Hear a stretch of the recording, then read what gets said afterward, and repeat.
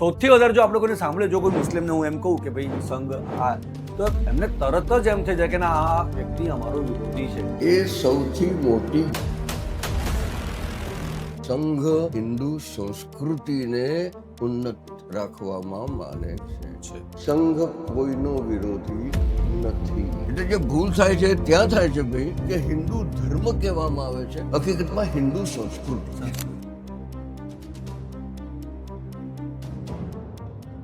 એટલે આ જે જાંબુવાન છે આરએસએસ છે આજનું.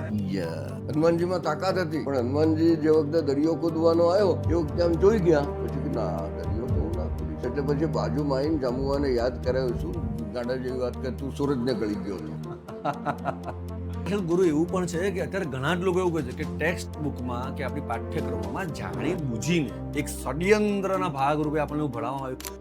જેમણે આપણા ઉપર રાજ કરવું હોય એ આપણને એમ કે તમે અમારા કરતા શ્રેષ્ઠ છો. વાસ્કોડી ગામાએ ભારતની શોધ કરી, આવું આપણને ઇતિહાસમાં બતાવ્યું, બરોબર. 15મી સદી સિકંદર, એલેક્ઝાન્ડર ધ ગ્રેટ, એણે ભારત ઉપર આક્રમણ કર્યું ઈસવીસન પૂર્વે 4મી સદી. ભારત જો વાસ્કોડી ગામાએ શોધ્યું એમ તમે કહેતા હો, તો એલેક્ઝાન્ડરે શું કર્યું? આ સનાતનનો જે શબ્દ જે છે આપણો, તો ગુરુ આ વિશે તમારું શું કહેવું છે? મૂળ વાત જ આ છે કે આપણે સમાજ તરીકે આપણી પોતાની આગવી જે ઓળખ છે એને ભૂલી ગયા છે. તો તમારી ઓળખના આધારો કયા? મારી દ્રષ્ટિએ 4 ભ: ભાષા, ભૂષા, ભોજન અને ભૂતકાળ. 4 ભ. સંઘમાં ત્યાગ શું છે? સંઘ શેનો ત્યાગ કરે? પોતાના જીવન કરતા પોતાનું અલગ વ્યક્તિત્વ છે એવી ભાવનાનો ત્યાગ. તો ગુરુ, હું તમને નાનપણથી સંઘ જોડે જોતો આવ્યો છું, અને સંઘને લઈને સમાજમાં એટલે દેશમાં પણ ઘણા જ બધા મિસકન્સેપ્શન છે, મિસઅન્ડરસ્ટેન્ડિંગ છે. અમને, અમારા જેટલા યુવાનો જે છે, અમારાથી નાના મોટા, તો ઘણા બધા પ્રકારની સંઘ વિશે ગેરમાન્યતાઓ પણ દોડે, અમુક સાચી પણ હોઈ શકે.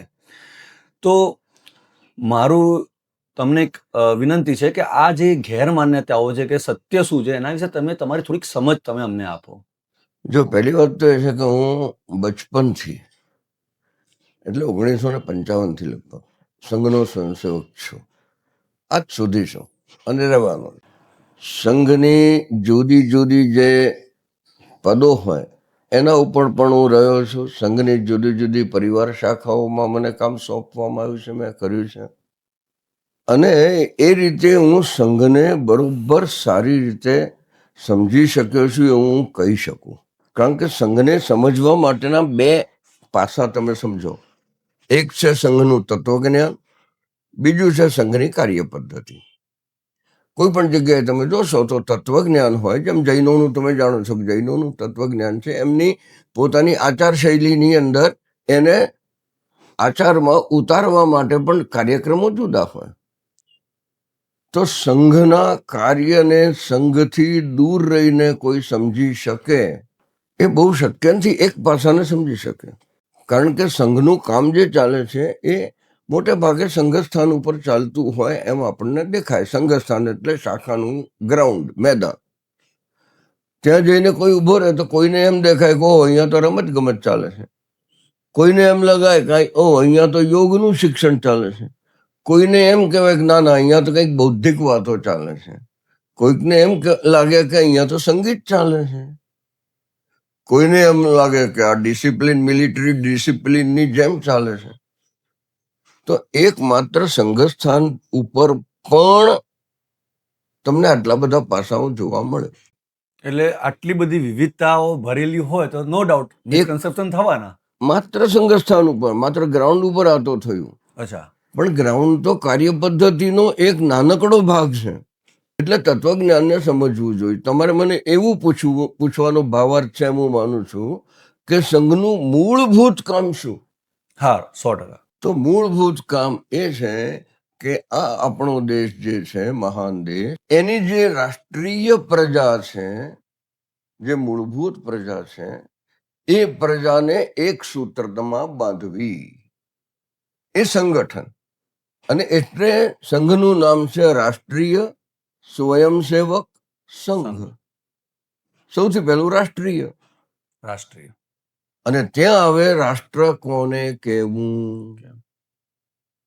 ભૂલ એ થાય છે કે આપણે રાજ્યને રાષ્ટ્ર સમજીએ છીએ. ભારત દેશ એટલે ભારત રાષ્ટ્ર નહીં. રાષ્ટ્રની સંકલ્પના ઘણી વ્યાપક છે. છેક વેદના સમયમાં છે આસ્મિન રાષ્ટ્રે, તો એ સનાતન છે. રાષ્ટ્રની સંકલ્પના જે છે એ પહેલા સનાતન છે, એનું કોઈ નિર્માણ ના કરી શકે. એ સ્વયંભૂ સ્વયંભૂ. એક ભૂમિ ઉપર રહેનારો એક સમાજ એ એવો જ સમાજ કે જે સાંસ્કૃતિક એકતાથી બંધાયેલો હોય. આપણે વિચાર કરો કે આપણે કોઈ નાના ગામડાની એક ડોશી છે, એના છેલ્લા સમય ચાલતા હતા અને કહે કે માજી તમારી શું ઈચ્છા છે? તો કે એક વખત ભગવાન કાશી વિશ્વનાથના દર્શન કરી લો ને, અથવા એક અયોધ્યામાં જઈને રામજીના દર્શન કરી લો ને, બસ જીવન ધન્ય થઈ જાય. આ માજીને લઈને એનો દીકરો જો નીકળે તો વચ્ચે કેટલા રાજ્યો આવે? આજની વાત જવા દો, જે વખતે 1947 પહેલા કેટલા વિભાગો આવતા હતા. આજે પણ ગુજરાત આવે, રાજસ્થાન આવે, અનેક, બરોબર, 3 રાજ્યોની વચ્ચે થઈને એને પસાર થવું પડે. ત્રણેયના ખાનપાન જુદા હોય, ભાષા જુદી હોય, પહેરવેશ જુદા હોય, અને છતાં આ ડોશી જો ચાલતી નીકળી હોય તો એ છે કાશી સુધી જાય અને ભૂખ્યા ના મરવું પડે. કારણ કે આપણી સંસ્કૃતિ એ આધ્યાત્મિકતાથી નજીક છે. ભૌતિક જીવનમાં હું એટલે સર્વસ્વ, એ માન્યતાથી આપણી સંસ્કૃતિ અલગ છે. એટલે એવી એક પ્રજા નિવાસ કરતી હોય જેની સંસ્કૃતિ એક હોય, જેનો ઇતિહાસ એક હોય, જેની પરંપરા એક હોય, જેના શ્રદ્ધા કેન્દ્રો એક હોય, જેને આસ્થા કેન્દ્રો એક હોય. આટલી સમાનતાઓ જે દેખીતી રીતે દેખાતી ના હોય, પણ માળાની અંદર જેમ દોરો હોય ને, માળામાં દોરો હોય દેખાય?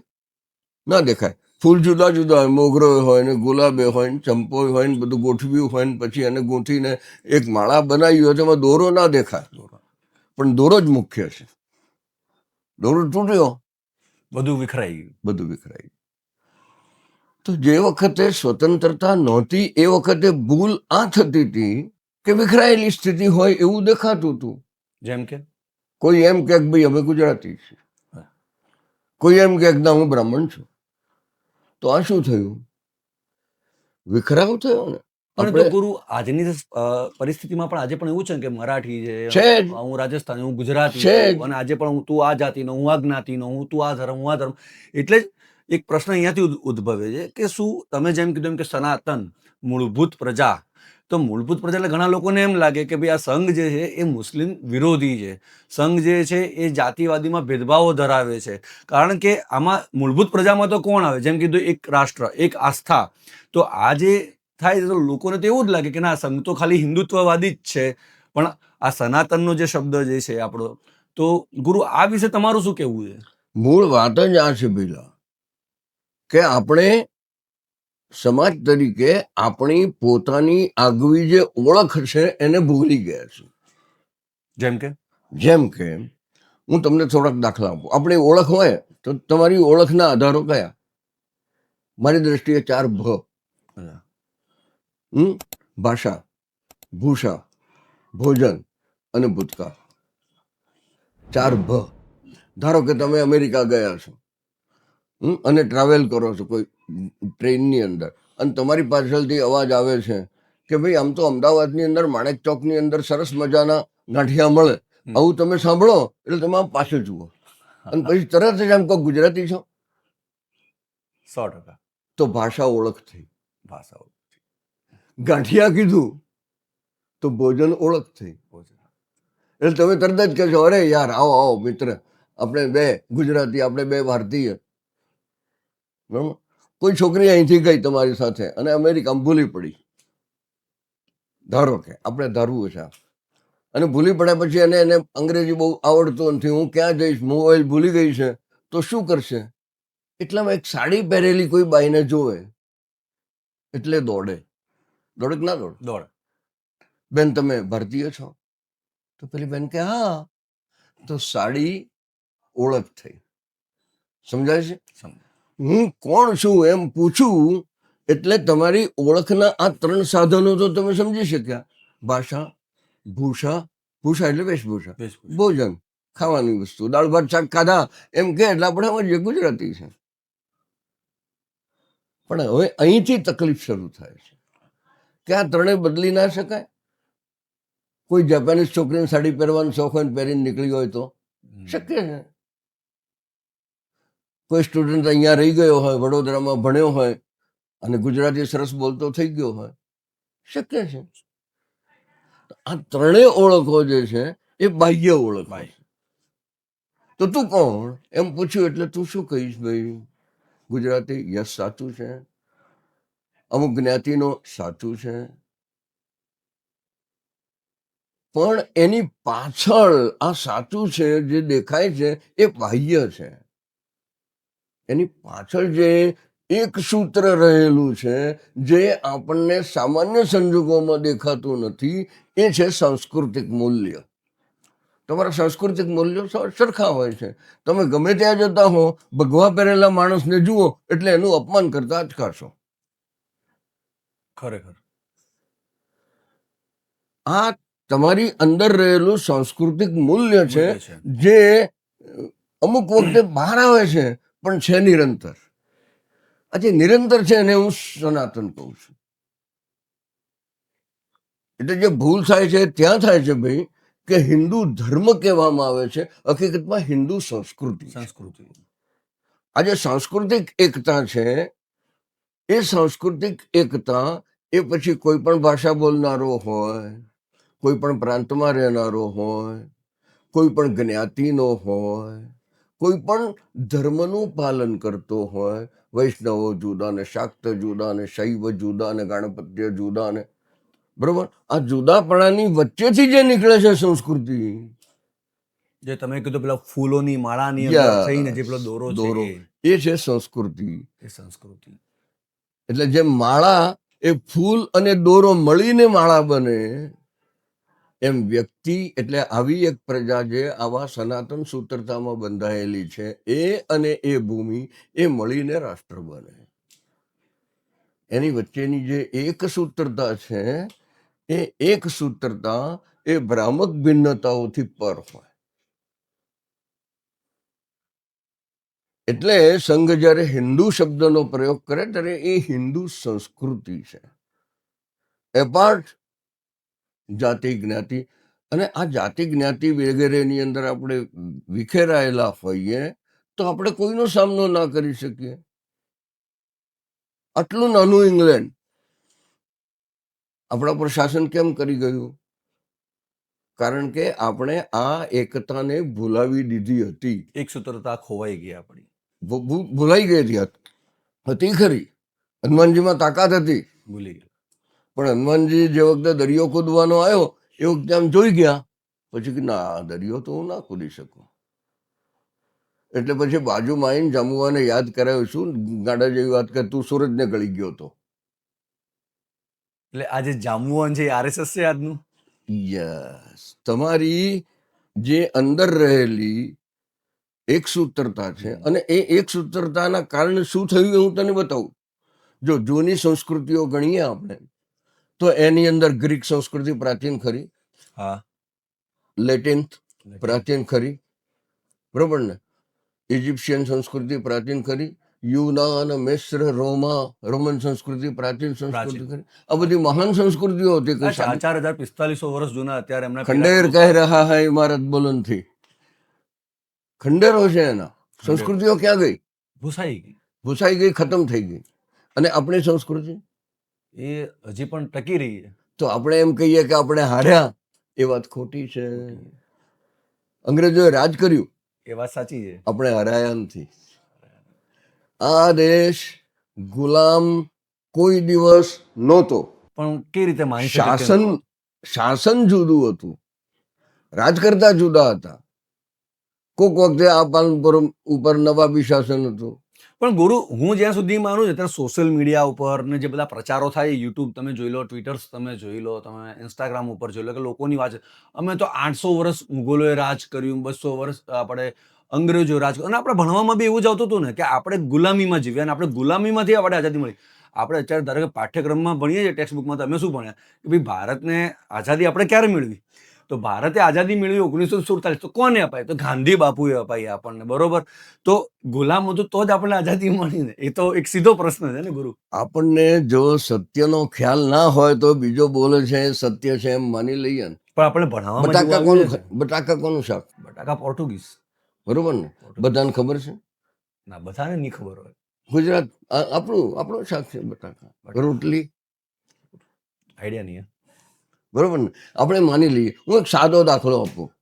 વાસ્કોડી ગામાએ ભારતની શોધ કરી, આવું આપણને ઇતિહાસમાં બતાવ્યું. બરોબર? 15મી સદી. 1497. એટલે 15મી સદી. 15મી સદી. સિકંદર, એલેક્ઝાન્ડર ધ ગ્રેટ, એણે ભારત ઉપર આક્રમણ કર્યું ઈસવીસન પૂર્વે 4મી સદી. બરોબર? ભારત જો વાસ્કોડી ગામાએ શોધ્યું એમ તમે કહેતા હો, તો એલેક્ઝાન્ડરે શું કર્યું હતું? કે કોના ઉપર આક્રમણ કર્યું હતું? શોધ્યું જ છે વાસ્કોડી ગામાએ. તો આ લોજિક આપણે નથી સમજતા. પણ આ લોજિકના પાછળ ગુરુ એવું પણ છે કે અત્યારે ઘણા જ લોકો એવું કહે છે કે ટેક્સ્ટ બુકમાં કે આપણી પાઠ્યક્રમોમાં જાણી બુજીને એક ષડયંત્રના ભાગરૂપે આપણને એવું ભણાવવામાં આવ્યું. તો એનું શું કામ એવું આપણા જોડે એવું કરવામાં? આપણો દેશ આપણા જોડે શું કામ ષડયંત્ર કરે? જેમણે આપણા ઉપર રાજ કરવું હોય એ આપણને એમ કે તમે અમારા કરતા શ્રેષ્ઠ છો. એવું તો નથી બની શકે. હું મારે ત્યાં જેને નોકર તરીકે રાખું એને કહું કે ભાઈ પ્રણામ તમને, તમે તો અમારા શ્રેષ્ઠ હતા, હવે મારા કચરા પોતા કરો. થવાનું છે?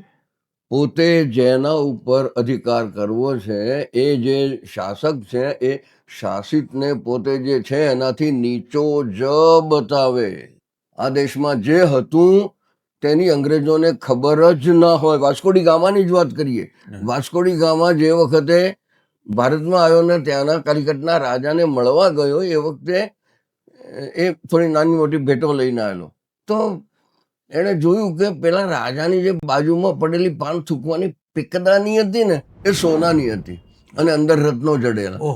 એને થયું કે હું અહીંયા શું આપીશ આ ભેટ. આવું વાસ્કોડી ગામાએ પોતે પોતાની ડાયરીમાં લખ્યું છે. અચ્છા. યસ. અને છે ડાયરી ઉપસ્થિત છે. વાસ્કોડી ગામાને કોણ લઈ આવ્યું અહીંયા? કોણ? એક કાનજી માલમ નામનો, એ આપણે દક્ષિણ આફ્રિકાની અંદર વાસ્કોડી ગામમાં ફસાયો હતો. ત્યાંથી પછી પાછા જવું પડે એમ હતું, રસ્તો જડે એમ નહોતું, તોફાની વાતાવરણ હતું, કેપ ઓફ ગુડ હોપ. ત્યાં કાનજી માલમ નામનો એક આપણો અહીંનો ખલાસી આને મળ્યો ને કહ્યું મારે જવું છે. તો કે ચાલ મારી સાથે. એનું વાણ જોઈને ગભરાઈ ગયો હતો. તો હવે કોઈક ભારતમાંથી બહાર જનાર પહેલો કોણ? આટલી જ વાતમાં. આ તો સાવ નાની વાત છે. હા. ઇતિહાસ તમને આ કહે છે. ઇતિહાસ તો શું કહે છે શું નથી ખબર, પાઠ્યક્રમો કંઈક અલગ જ કહેતા એટલા માટે કે આપણે જો પોતાની જાતના ગૌરવને અનુભવતા હોઈએ તો આપણા કરતા ઓછા ગૌરવ વાળાનું આધિપત્ય સ્વીકારીએ નહીં. તો આપણને ખોટું શીખવાડવું જોઈએ. આજે કહું છું, હું આજે કહું કે જે કૈલાસ મંદિર છે ઇલોરામાં, બરોબર, પર્વતને ઉપરથી કોતરતા બનાવ્યું છે.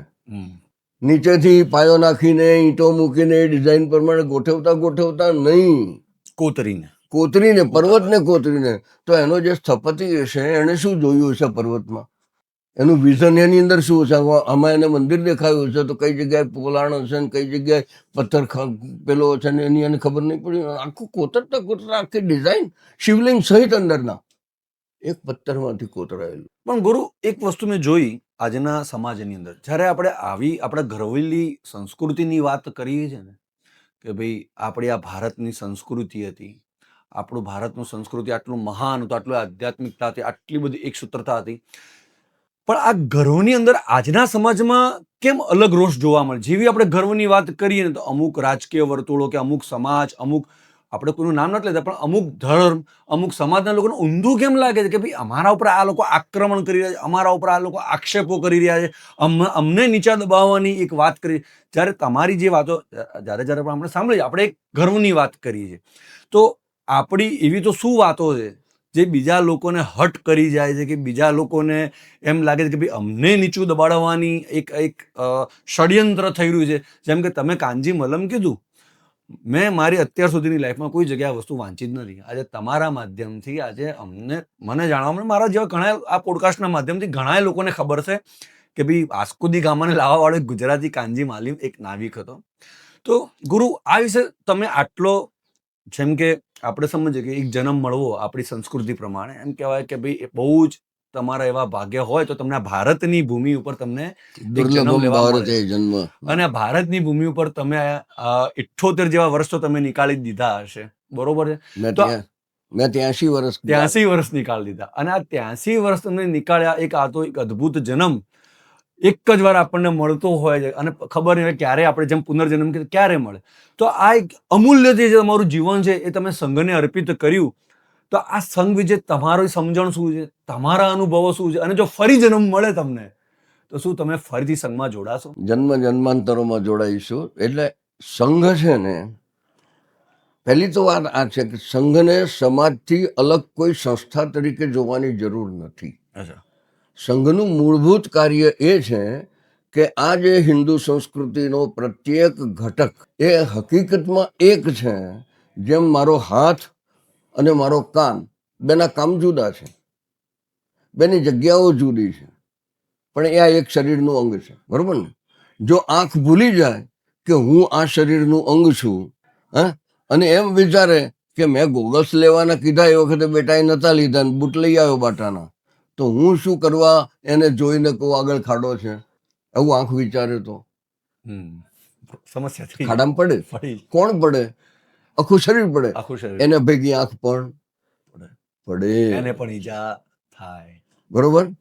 તો વ્યક્તિ અને દેશ કે વ્યક્તિ અને સમાજ, એ બેની વચ્ચેનો જે સંબંધ છે એ અંગાંગી સંબંધ હોવો જોઈએ. હું આ વિશાળ શરીરનું એક અંગ છું. મારું કામ ભલે જુદું હશે, અભિન્ન અંગ છું.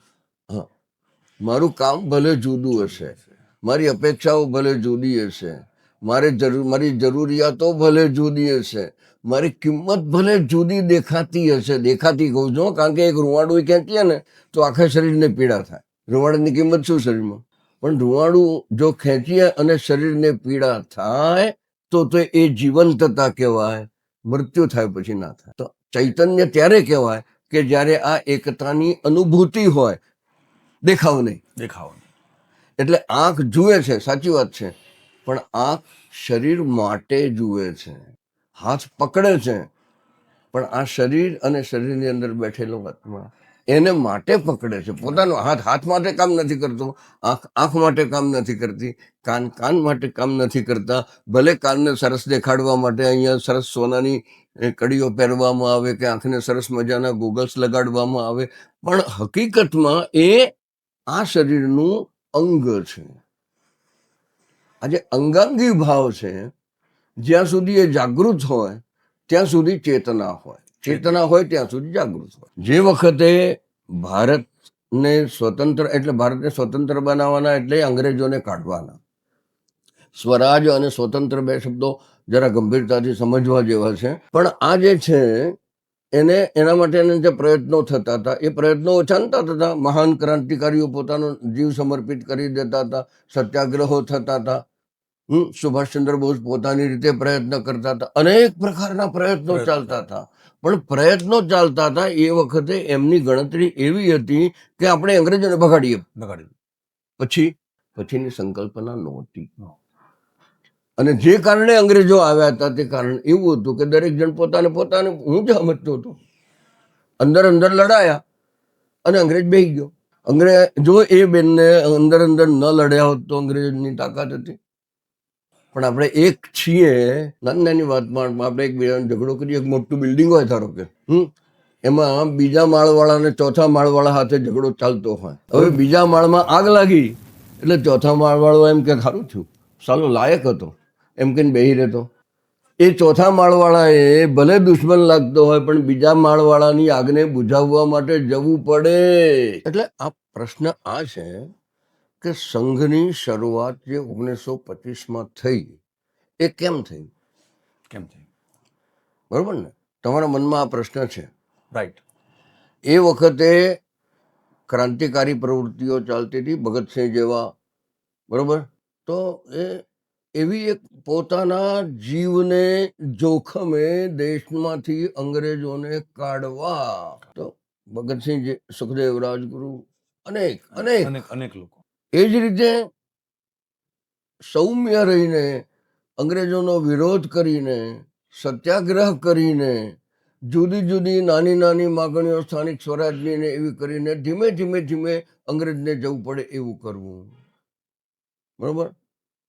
તો સંઘના સંસ્થાપક જે હતા ડોક્ટર કેશવરાવ બલિરામ હેડગેવાર, એ આ બધાની સાથે સંકળાયેલા હતા. સૌથી પહેલા એ કલકત્તામાં ડોક્ટર થવા ગયા. એ વખતે એ ક્રાંતિકારી પ્રવૃત્તિઓ સાથે જોડાયેલા. એ પછી એમણે જોયું કે ક્રાંતિકારી આટલી મહાન વિભૂતિ જે પોતાની જાતને મારી નાખે છે. ભગતસિંહ જો હોત તો આ પ્રશ્નના જવાબો બહુ સરસ મળી શકે. જે સત્યાગ્રહ વગેરેની પ્રવૃત્તિ ચાલે છે એની સાથે જોડાયા, કોંગ્રેસમાં જોડાયા, સેવાદળનું કામ કર્યું. પણ એમણે એ વસ્તુ આ બધી વખતે જોઈ કે બધાનો ટૂંકો હેતુ એ હતો કે આપણે અંગ્રેજોને કાઢો, જે આગળ મેં કહ્યું. પછી જો રાષ્ટ્રીય ચેતના જાગૃત નહીં હોય, જો રાષ્ટ્રીય એકતાની અનુભૂતિ, એકતા હોવી તો સવાલ નથી, એકતાની અનુભૂતિ નહીં હોય તો અંગ્રેજને બીજો કોક આવશે. 100% ખરેખર. કારણ કે અંગ્રેજ અહીં આવીને ટક્યો જ એટલા માટે કે એણે અંદર અંદર ઝઘડા કરાવ્યા. એટલે સમાજના વ્યક્તિઓ વચ્ચેનો અંગાંગી ભાવ સંબંધ ભૂલાઈ ગયો. પગમાં કાંટો વાગે તો આંખ દોડીને જાય નહીં, તો કાંટો રહે અને પછી પાકે, અને પછી પાકે એટલે માણસ મરે. તો આંખે મરવાની છે. જે જોવાનું થઈ ગયું કે હાથ જે કાંટો કાઢવાનું થઈ ગયું. આનો અભાવ જે સર્જાયો હતો એના કારણે દેશની અંદર અંગ્રેજોનું રાજ્ય કે અંગ્રેજો સિવાયની જે પ્રજાઓનું રાજ્ય થયું એ શક્ય બન્યું હતું. એક સૂત્રતા ન હોવાના કારણે અંગ્રેજ એકલો જ આપણા ઉપર આક્રમણ કરીને શાસન કરતો હતો એવું નહોતું. પણ આ બધા જે વખતે શાસન કરતા હતા એ વખતે પણ અંદરની જે સાંસ્કૃતિક પ્રવાહ જે હતો એ તો ચાલુ હતો. પણ આપણે એ બાબતમાં જાગૃત નહોતા. અને એટલે આપણે આપણા ઉપર કોક શાસન કર્યું ગયું. એવું નથી કે ચલો અહીંથી ગઝની આવ્યો ને લૂંટતો લૂંટતો લૂંટતો જોયો, કોઈ જગ્યાએ કેમ એનો વિરોધ ન થયો? ન થયો, કારણ કે હવે રાજાઓ છે, લડે અંદર અંદર. આપણા બાપનું શું જાય છે? એ રાષ્ટ્ર વિરોધી છે એ સમજાયું પછીથી. કારણ કે ચાણક્યની કમી લાગી આપણને. બરોબર ને? એક રાષ્ટ્ર કર્યું. હા, તો એ પેદા થવું જોઈએ કે આ રાષ્ટ્રનો દરેકે દરેક વ્યક્તિ, નાગરિક, દરેકે દરેક સદસ્ય પોતાને રાષ્ટ્ર સાથે કે સમાજ સાથે એક અનુભવે, પછી જે કરતો હોય કરે. પણ તમે જેમ કીધું કે કોંગ્રેસમાં જોડાયેલા અને બધા લોકોનું એક જ મત હતો કે ભાઈ આપણે અંગ્રેજોને અહીંયાથી કાઢો, તો આ રાષ્ટ્રીય ચેતના તો એમાં પણ ઊભી થઈ શકતી હતી, એમાં પણ જાગૃત થઈ શકતી, કારણ કે બધાના કહેવા જઈએ તો મંજિલ તો એક જ હતી ને. એક નાનકડી પરિસ્થિતિ એની અંદર જો એકતાની ખોટી અનુભૂતિ, ચલો હું એક દાખલો આપું. સરસ મજાનું કોઈક વખતે ભયંકર વાવાઝોડું થયું, માનો કે ભયંકર વાવાઝોડું થયું, અને બધા પ્રાણીઓ, વાઘ દોડે છે, બકરી દોડે છે, ગાય દોડે છે, માણસ દોડે છે, સાપ દોડે છે. એક મોટું વડનું ઝાડ છે ને નીચે આવીને ઉભા રહે. પછી કોઈ કહે, અરે વાહ, આ તો પ્રાણીઓની અંદર એકતા સર્જાઈ ગઈ. તો એ એકતા પરિસ્થિતિજન્ય હતી. આફત આવે એટલે, આફત આવી એટલે જેવું વાવાઝોડું ગયું કે વાઘ પેલું કામ બકરીને ખાવાનું કરશે, સાપ માણસને ડંખવાનું કરશે, મોર સાપને ખાવાનો પ્રયત્ન કરશે. બરોબર. તો આ ભ્રામક એકતા છે. જે એકતા આપણને દેખાતી હતી જુદા જુદા આંદોલનમાં, ત્યાં ભ્રામક એકતા પણ દેખાતી હતી. એટલે આજે ગુરુ નવો એક શબ્દ જાણવા મળ્યો તમારાથી, ભ્રામક એકતા. એટલે એકતાઓ બી ભ્રામક હોઈ શકે. આપણે દાખલો આપ્યો ને, એકતા દેખાય કે નહીં આપણને? આફત આવે એટલે ભેગા થઈ જવું, પછી વાઘ બકરીને ચા બનાવો, ખાઓ, વાઘ બકરીને ચા બનાવો,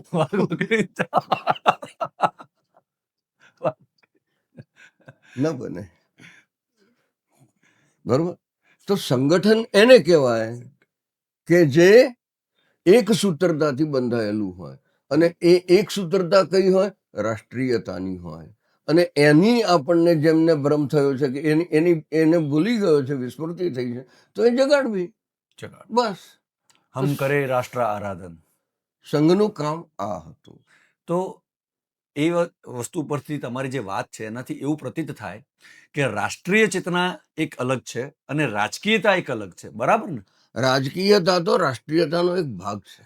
અચ્છા.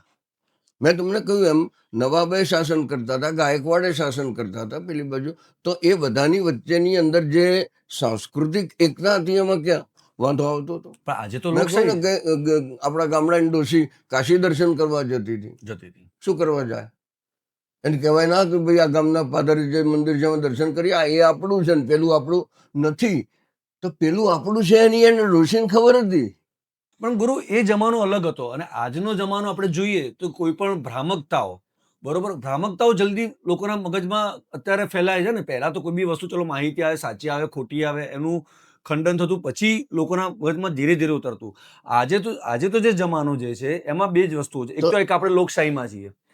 તો એ કોકે કરવું. લોકશાહી એટલે શાસન પદ્ધતિ એવું આપણે લઈએ છીએ ને ત્યાં સુધી લોકશાહીને આપણે સમજતા નથી. પણ લોકશાહીના લીધે કેટલા બધા પ્રોબ્લેમ થાય. તમે જેમ કીધું કે ભાઈ, એટલે કારણ કે લોકશાહીને આપણે માત્ર રાજકીય પક્ષો ચૂંટવા પૂરતી મર્યાદિત બનાવી દીધી છે. એમ નથી. લોકશાહી જીવનશૈલી છે.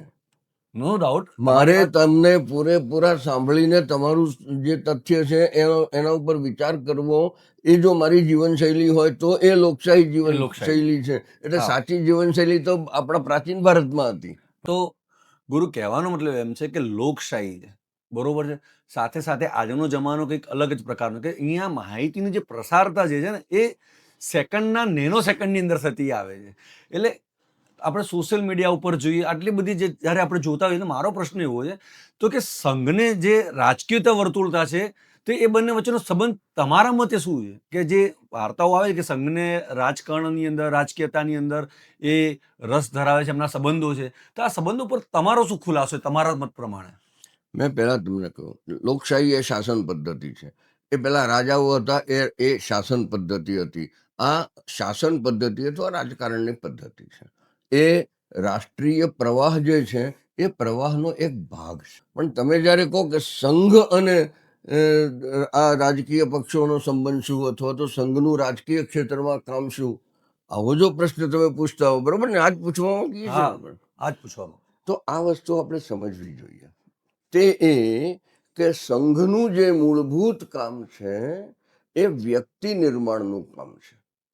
સંઘમાં જે આવ્યો એ માણસ પોતાને આ હિન્દુ સમાજનો, હિન્દુ સંસ્કૃતિનો એક અંગ સમજે, પોતાને, પછી એ છૂટો છે.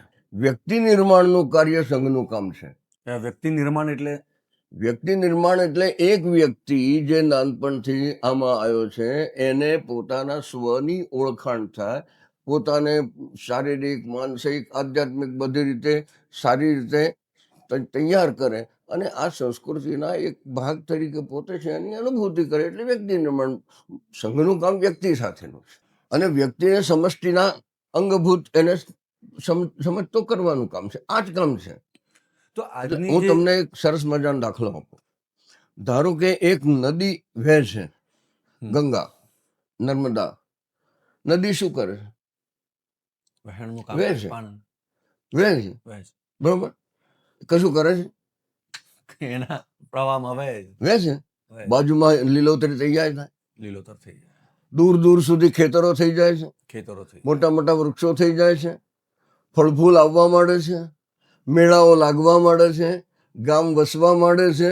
નદી શું કરે? નદી ન હોત તો કશું ના હોત. છતાં નદીનું કામ શું છે? પોષણ આપવા, વહેવું. મેરા કામ હૈ અવિરત બહેના. દરેક વ્યક્તિ એમ સમજે કે હું એક મહાન નદીનો એક અંશ છું, મેં મહાન સરિતા કા જલ કણ, મેરા કામ હૈ અવિરત બહેના, ઉસ મહાઉદધિ મેં મિલ જાના. સમજાય છે વાત મારી? આ કામ છે. એ કશું જ ના કરે, નદી કંઈ જ ના કરે, એ વહાવે જલકણોને. પણ એમાંથી કોકે બાજુમાં ગયા, એમાંથી સરસ મજાની ખેતી થઈ, સરસ મજાનો મેળાઓ લાગવા માંડ્યા, પ્રજાઓ બની ગઈ, વ્યાપારિક કાર્યક્રમો થવા માંડ્યા. આ બધું થયું, પણ એમાં નદીએ પોતે કંઈ કર્યું નથી. એ વહેતી રહી, એનું એનું કામ કરતી એનું હતી. કામ કરે. કરતી. સંઘની પદ્ધતિ આ છે અચ્છા. કે એક મહાઉદધિ એટલે આ મહાન ભારતીય રાષ્ટ્ર, બરોબર, અને જલકણને વેવડાવવાના. હવે તમે જુઓ કે જલકણ વહેતો હોય, નર્મદા વહેતી હોય, તો અમરકંટકથી નર્મદા નીકળે છે. ત્યાં બધા ડુંગરાઓ છે, આરસના પથ્થરના ને કડકાઓ પડે. એ કડકાઓ ધીમે ધીમે ધીમે ધીમે ઘસાતા ઘસાતા ઘસાતા ઘસાતા ઘસાતા છેક તમે ત્યાં આવી જાઓ ઓમકારેશ્વર પાસે, એટલે સરસ મજાનું શિવલિંગ તૈયાર થયું. શિવલિંગ તૈયાર થયું. શેમાંથી તૈયાર થયું? પથ્થરમાંથી નદીના. શિલામાંથી શિવલિંગ. આ કામ સંઘ, શિલામાંથી શિવલિંગ. વાહ, બરોબર ને? બહુ સરસ. એ કામ છે વ્યક્તિઓનું ઘડતર અને જલકણની જેમ વહેવાનું. मैं न जोश में बहने वाले बरसाती नाले का पानी वर्षा में ही रह बीती है जिसकी केवल अस्तित्व कहानी. કહાની. सर्दी गर्मी वर्षा में भी कलकल करती मेरी वाणी. આ કામ છે કે પરિસ્થિતિ વિપરીત આવી તો બંધ થઈ જાય, પરિસ્થિતિ અનુકૂળ આવી તો ધસમ છે. એ નહીં, કારણ કે કામ છે એ વ્યક્તિઓને તૈયાર કરવાનું છે. પછી એ વ્યક્તિઓ જ્યાં ગયા, જે ક્ષેત્રમાં ગયા, તે ક્ષેત્રમાં પોતાની રીતે પોતે કામ કરશે. મેં તમને કહ્યું એમ શિવલિંગ બની ગયું, પૂજાને પાત્ર બનશે. એક શિસ્તબદ્ધ સમાજ. બરાબર ને? તો આ કામ સંઘનું કામ. ચલો, બહુ સરસ ગુરુ. આજે તમારા તરફથી એક આ માહિતી તો મળી જ કે વ્યક્તિત્વનું નિર્માણ, કારણ કે ઘણા જ લોકો તો સંઘને એ રીતે જ જોતા હોય કે ભાઈ રાજકીય પક્ષોમાં જોડાવવું હોય કે ભાઈ અમુક ધાર્મિક અને કટ્ટરતામાં જોડાવું તો જ સંઘનું જોડે જોડાવવું જોઈએ. તો ગુરુ, રાજકીય ક્ષેત્રમાં સાચા રાષ્ટ્રીય વિચારો નથી એમ જે સ્વયંસેવકોને લાગ્યું, એમણે કહ્યું કે આપણે આ એક પક્ષ શરૂ કરવો જોઈએ. એમણે કંઈક શરૂ કર્યું. એમ લાગ્યું કે ભાઈ અમુક ક્ષેત્રમાં કશું વિદ્યાર્થી ક્ષેત્રમાં કમ્યુનિસ્ટ વિચારોને એની પેલી છે, તો એની સામે આપણે એક સંગઠિત શક્તિ વિદ્યાર્થીઓની પેદા, એવું જેમને લાગ્યું એમણે વિદ્યાર્થી પરિષદ શરૂ કરી. સંઘે નથી કરી. સંઘ તો વહેતો રહ્યો નદીની જેમ. બરાબર. અનેક સંગઠનો છે જેને પરિવાર ક્ષેત્ર તરીકે ઓળખવામાં આવે છે, પણ આ અનેક ક્ષેત્રની અંદર વ્યક્તિઓ ગયા છે, સંઘ નથી ગયો. તો ગુરુ, તમે જેમ કીધું કે નદી વહેતી જાય છે અને આજુબાજુમાં પેલા ખેતરો બનતા જાય, કોઈક જગ્યાએ વૃક્ષ બને, તો આ સંઘની વહેતી નદીએ ક્યાં ખેતરો બને અને કેવા વૃક્ષો તૈયાર કર્યા? મેં તમને પહેલા કહ્યું એમ નદી તરીકે વહેવા સિવાયનું કોઈ કામ કરતી પોતે નથી. એની જે અંદરની આમ બાજુમાં ખેંચાતા જળના પેલા જ્યાં જે જરૂરિયાત છે ત્યાં પહોંચી જઈને તે કર્યું. બરોબર. જ્યાં જરૂરિયાત હતી ત્યાં જળ પહોંચી ગયું. બરોબર.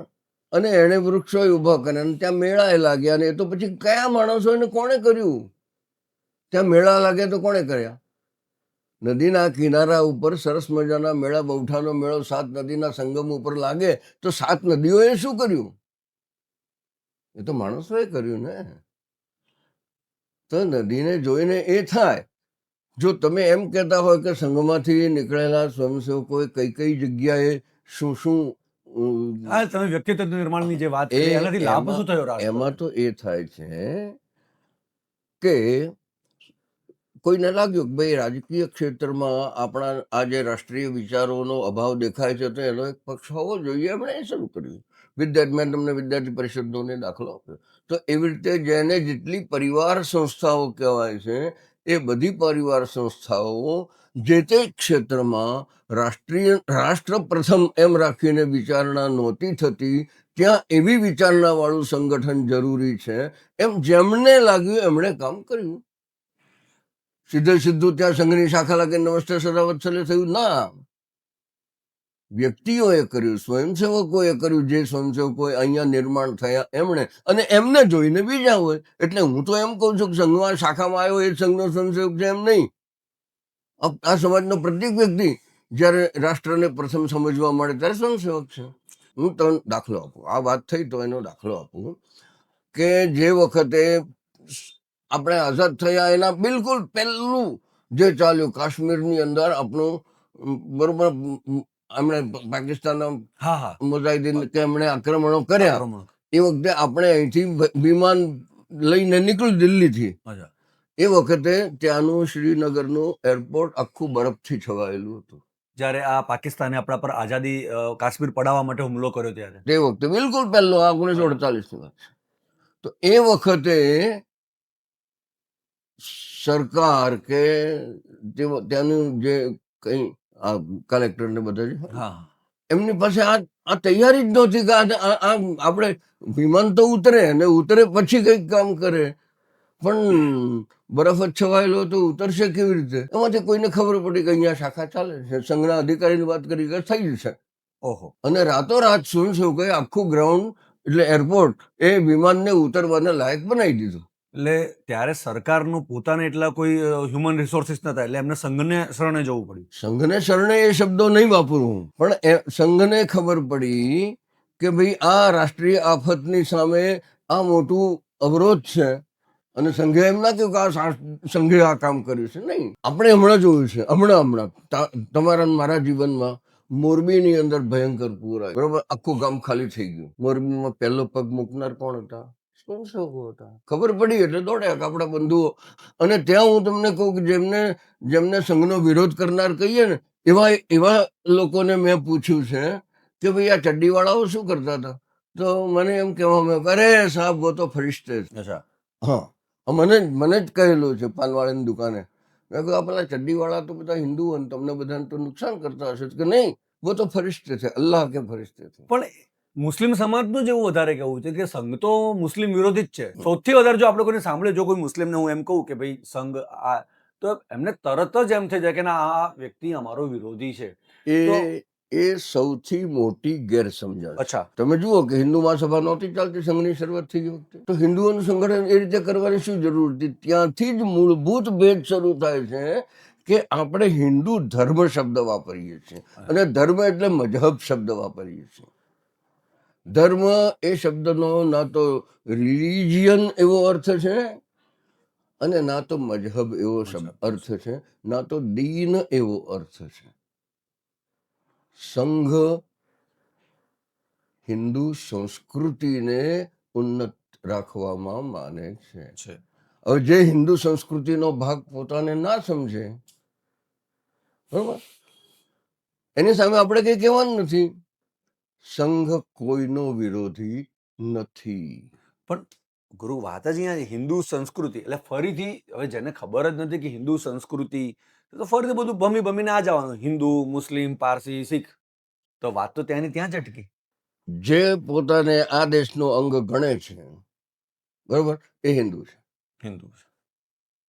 હિન્દુ સંસ્કૃતિ છે. ધર્મ તમે ગમે તે માનો. દાખલા તરીકે હું માતાજીમાં માનું છું અને તમે વિષ્ણુમાં માનો છો, તો તમે વિષ્ણુના મંદિર જાઓ છો, હું માતાજીના મંદિર જાઉં છું, પણ આપણે બે એક છીએ, કારણ કે આપણે બે એકબીજાને એક માનીએ છીએ, બરોબર ને? પણ એક ના માનતા હોય તો? આ વાત ગુરુ મને તમારી સાચી લાગી, હિન્દુ સંસ્કૃતિ. કારણ કે આપણે ધારો કે જેમ કે બીજા રાષ્ટ્રોમાં જે લોકો આપણે ભારતને ઘણીવાર જે આપણું જે નામ લે છે એ હિન્દુસ્તાન તરીકે લે છે, કારણ કે ભારતની અંદર બી 35 કરોડ મુસ્લિમો તો છે જ, બરોબર. બીજા ધર્મના લોકો બી કરોડ, 2 કરોડ કે 5%, 10% કે 15% જેવા હશે જ. તો ગુરુ, આ વાત તમારી 100% સાચી મને લાગે છે કે આપણે ઓળખાઈએ છીએ હિન્દુસ્તાન તરીકે. બહારના દેશોમાં, અફઘાનિસ્તાનમાં જોઈ લો કે લોકો, ઇવન પાકિસ્તાન આપણે હિન્દુસ્તાન કહે છે. તો આપણે હિન્દુ સંસ્કૃતિનો જ પાયો, અને હિન્દુ સંસ્કૃતિના પાયાની અંદર મને નથી લાગતું કે કદાચ તમારી આજે તમે જે સમજણ આપો છો એનાથી કોઈ, ધારો કે સમજો કે કોઈ મુસ્લિમ સમાજનો વ્યક્તિ હોય, કોઈ પારસી સમાજનો વ્યક્તિ હોય, કોઈ જૈન સમાજનો વ્યક્તિ હોય, એ આ સંસ્કૃતિ જોડે પોતાનો અભિન્ન અંગ નહીં માને. કારણ કે દરગાહ ઉપર આઈ થિંક ચાદરો તો મને લાગે આપણે હિન્દુસ્તાનમાં જ ચડતી હશે ને. મને લાગે સાઉદી અરેબિયામાં તો નથી જ ચડતી અગરબત્તી ને બધું. એ ભાઈ આ એક એમનો સંસ્કૃતિનો જ પ્રશ્ન છે, પાયો એટલે હું એમાં કોઈ અભિપ્રાય અત્યારે ના આપું. ના, એક હું જોતો આવ્યો કે એક મત કહું છું તમને. મત કહો. એક મત કહું છું. આપણે સિંધુ નદી જે છે ને, સિંધુ નદી, એની પેલી બાજુ જઈએ એટલે અવેસ્તન ભાષા હતી. અચ્છા, પારસી, પારસીઓની જે ભાષા ઈરાન. છે, અવેસ્ત, ઈરાન બાજુ, ઈરાન બાજુ. એને એ ભાષાને અવેસ્તન કહેવાય, હા. અથવા અવેસ્તાની ભાષા કહેવાય. એ ભાષામાં અને ત્યાંની આખી બધાની બોલીમાં સ જે છે એ હ થઈ જાય. થઈ જાય. આપણે ત્યાં થાય છે, હા. મહેસાણા મેહાણા થઈ જાય, મેહાણા થઈ જાય, અભ્રંશી. બરોબર. તો સનો હ થઈ જાય છે, તો સિંધુનું શું થશે? હિન્દુ. હિન્દુ હિન્દુ થયું? હિન્દુ અને એનો એ જ્યાં વહે છે તે હિન્દુસ્તાન થયું. હિન્દુસ્તાન, હિન્દુ કુશ પર્વત. તો હિન્દુ નામની નદીનું સ્થાન થયું અને એને જ ઇન્ડસ કે છે અંગ્રેજો. અંગ્રેજો. ઇન્ડસ હા, ઇન્ડસ. એ જ સિંધુ, હિન્દુ, ઇન્ડસ. ઇન્ડસ. ઇન્ડસ જ્યાં વહે છે તે ઇન્ડિયા. બહુ સાચી વાત. અને આ જે પ્રવાહ જે છે એ એટલે સંઘ એનો આધાર ધર્મ કે મજહબ કે રિલિજિયન નથી. નથી. આ વાત સમજવાની જરૂર છે. એટલે જે લોકો પોતાને આ દેશ સાથે નો પોતાનો નાતો જોડવો નથી તેને એમના પોતાના ઉપર આધાર છે. માં ને જે લોકો માં કે છે એના દીકરાઓ છે, હખણા ના રહેતા હોય તોય. બરોબર ને? પણ હખણા રહેતા. તમને આ દેશ પવિત્ર ન લાગ્યો હમ. અને બાજુવાળી કોઈ જગ્યા પવિત્ર લાગી, તમે બીજાને પાકિસ્તાન કહો છો. પાક એટલે પવિત્ર. પણ એટલે એ લોકોએ નામ ચૂઝ કર્યું, આપણે થોડી કર્યું. મારું એ જ કેવું છે. એટલે એમના માટે આ પાક નથી ને. એવું બી આપણે ન સાંભળ્યું. જો એનું નામ પાક પાડ્યું તો પાકિસ્તાન. આપણે નાપાક છીએ પણ એ તો એવું એમના મતે. અચ્છા, એમના મતે ને, પાકિસ્તાનીઓ નામ મતે. હા સર. આપણે તો હિન્દુ એટલે આપણે હિન્દુસ્તાનની વાત એટલે કરીએ. મૂળ વાત આ છે કે આ દેશની અંદર રહેનારો વ્યક્તિ જો આ દેશને માં માનતો હોય હોય તો એ હિન્દુ જ છે. હિન્દુ. કારણ કે હિન્દુસ્તાનનો છે. હમ. મુસલમાનનો વિરોધી સંઘ છે કે ઇસ્લામનો વિરોધી સંઘ છે? કારણ કે ઇસ્લામ તો મજહબ છે. પણ ગુરુ, હું એટલા માટે મુસ્લિમ શબ્દને વારે ઘડીએ મેં વાપરવાનો પ્રયત્ન કર્યો તમારી સામે, કારણ કે આ દેશની અંદર ફક્ત હિન્દુ અને મુસ્લિમો નથી રહેતા.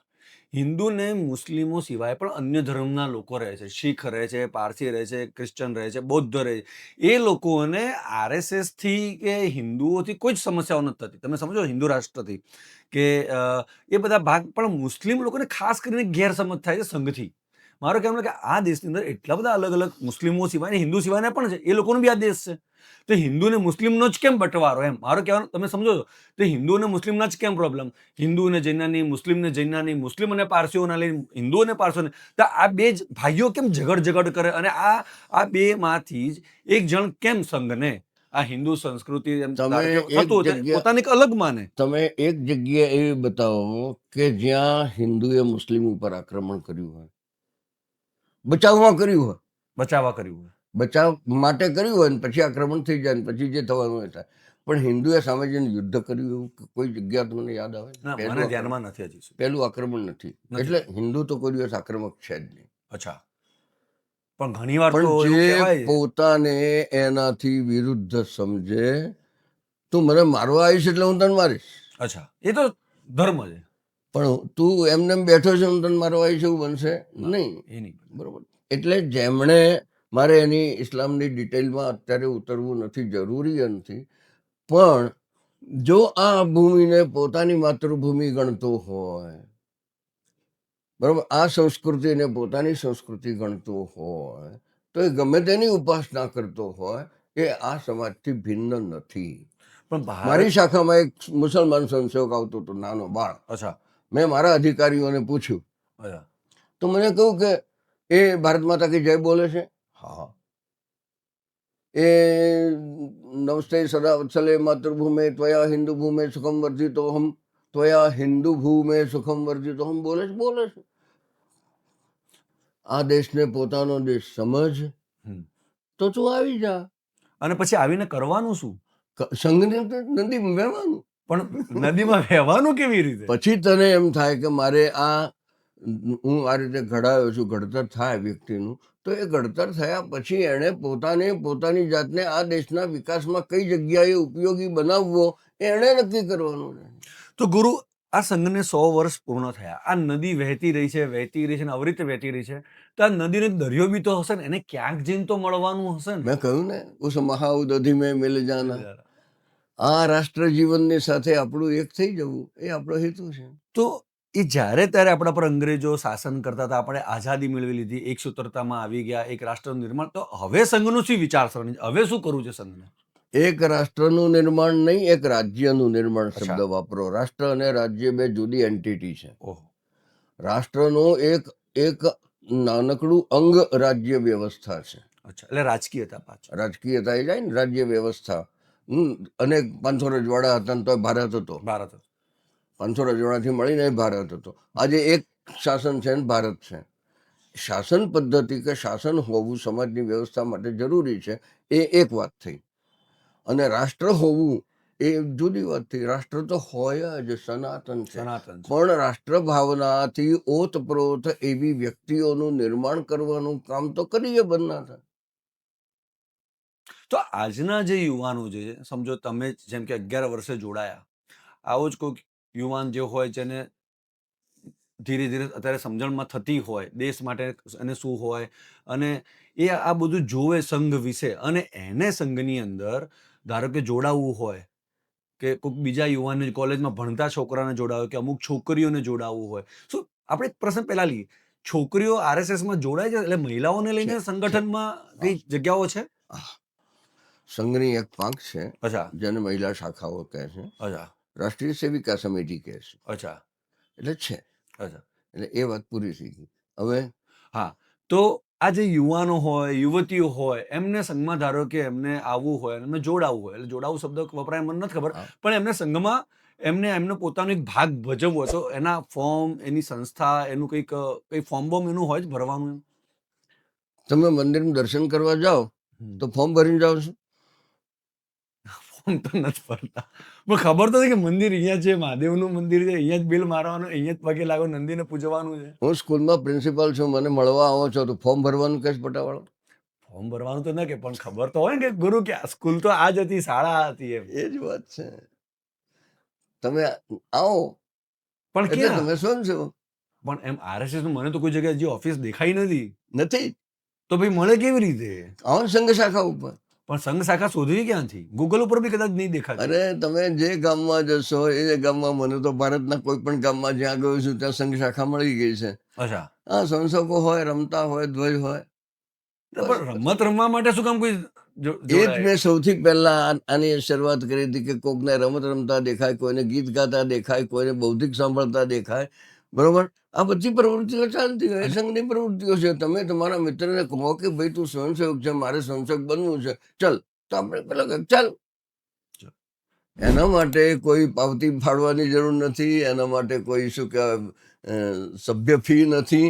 હા, બંધારણ સંઘનું થયું ત્યારે આ કદાચ સંશોકો ઓછા જાણતા હશે, સંઘનું બંધારણ થયું અને બંધારણ થયું ત્યારે સભ્ય કોણ બની શકે, એટલે પછી આમાંથી શું કહે ચુનાવ એ પણ થાય છે અને અધિકારીઓ સરકારી વાત સુધીની નિમાય પણ છે. એ પદ્ધતિ આખી છે.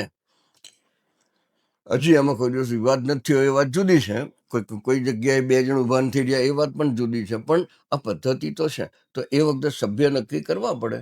તો તમે મને પ્રશ્ન આ પૂછી શકો કે એ સભ્ય બનવા માટે સભ્ય ફી કઈ? 100%. એટલે એમાં સભ્ય ફી બી આવે? હા, એ સભ્ય ફી એ છે કે સંઘની એક પ્રતિજ્ઞા છે. અચ્છા, આ પ્રતિજ્ઞા જેણે લીધી એ એની ફી. સભ્ય, એટલે ટેકનિકલ. અચ્છા, ટેકનિકલ. બાકી બધા સ્વયંસેવક. અચ્છા, આ એક સંઘનું મેં હમણાં જ કીધું કે સંઘની શાખા ઉપર આવતો હોય કે ન આવતો હોય કે વિરોધ કરતો હોય તો પણ અમે એમ માનીશું કે સ્વયંસેવક છે, અને અમારો છે.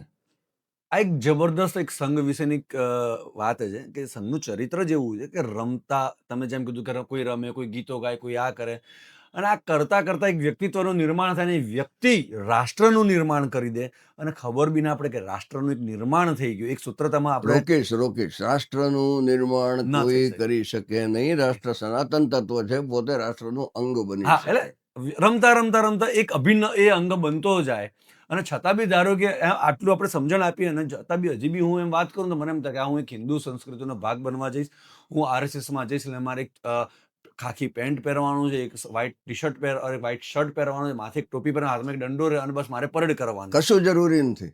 એવું તમે અહીં બેઠા સંઘના સંસદ છો, કેવી રીતે? સંઘને માનો છો, અચ્છા. વગર પ્રતિજ્ઞા. સંઘનો વિરોધ કરો છો, અચ્છા, સ્વયંસેવક છો. પણ વગર પ્રતિજ્ઞા તમે કીધું સભ્ય ફી વિરોધ લેવી પડે. કરવા માટે પણ પાસે તો ગયા ને, વિરોધ એમને એમ થાય.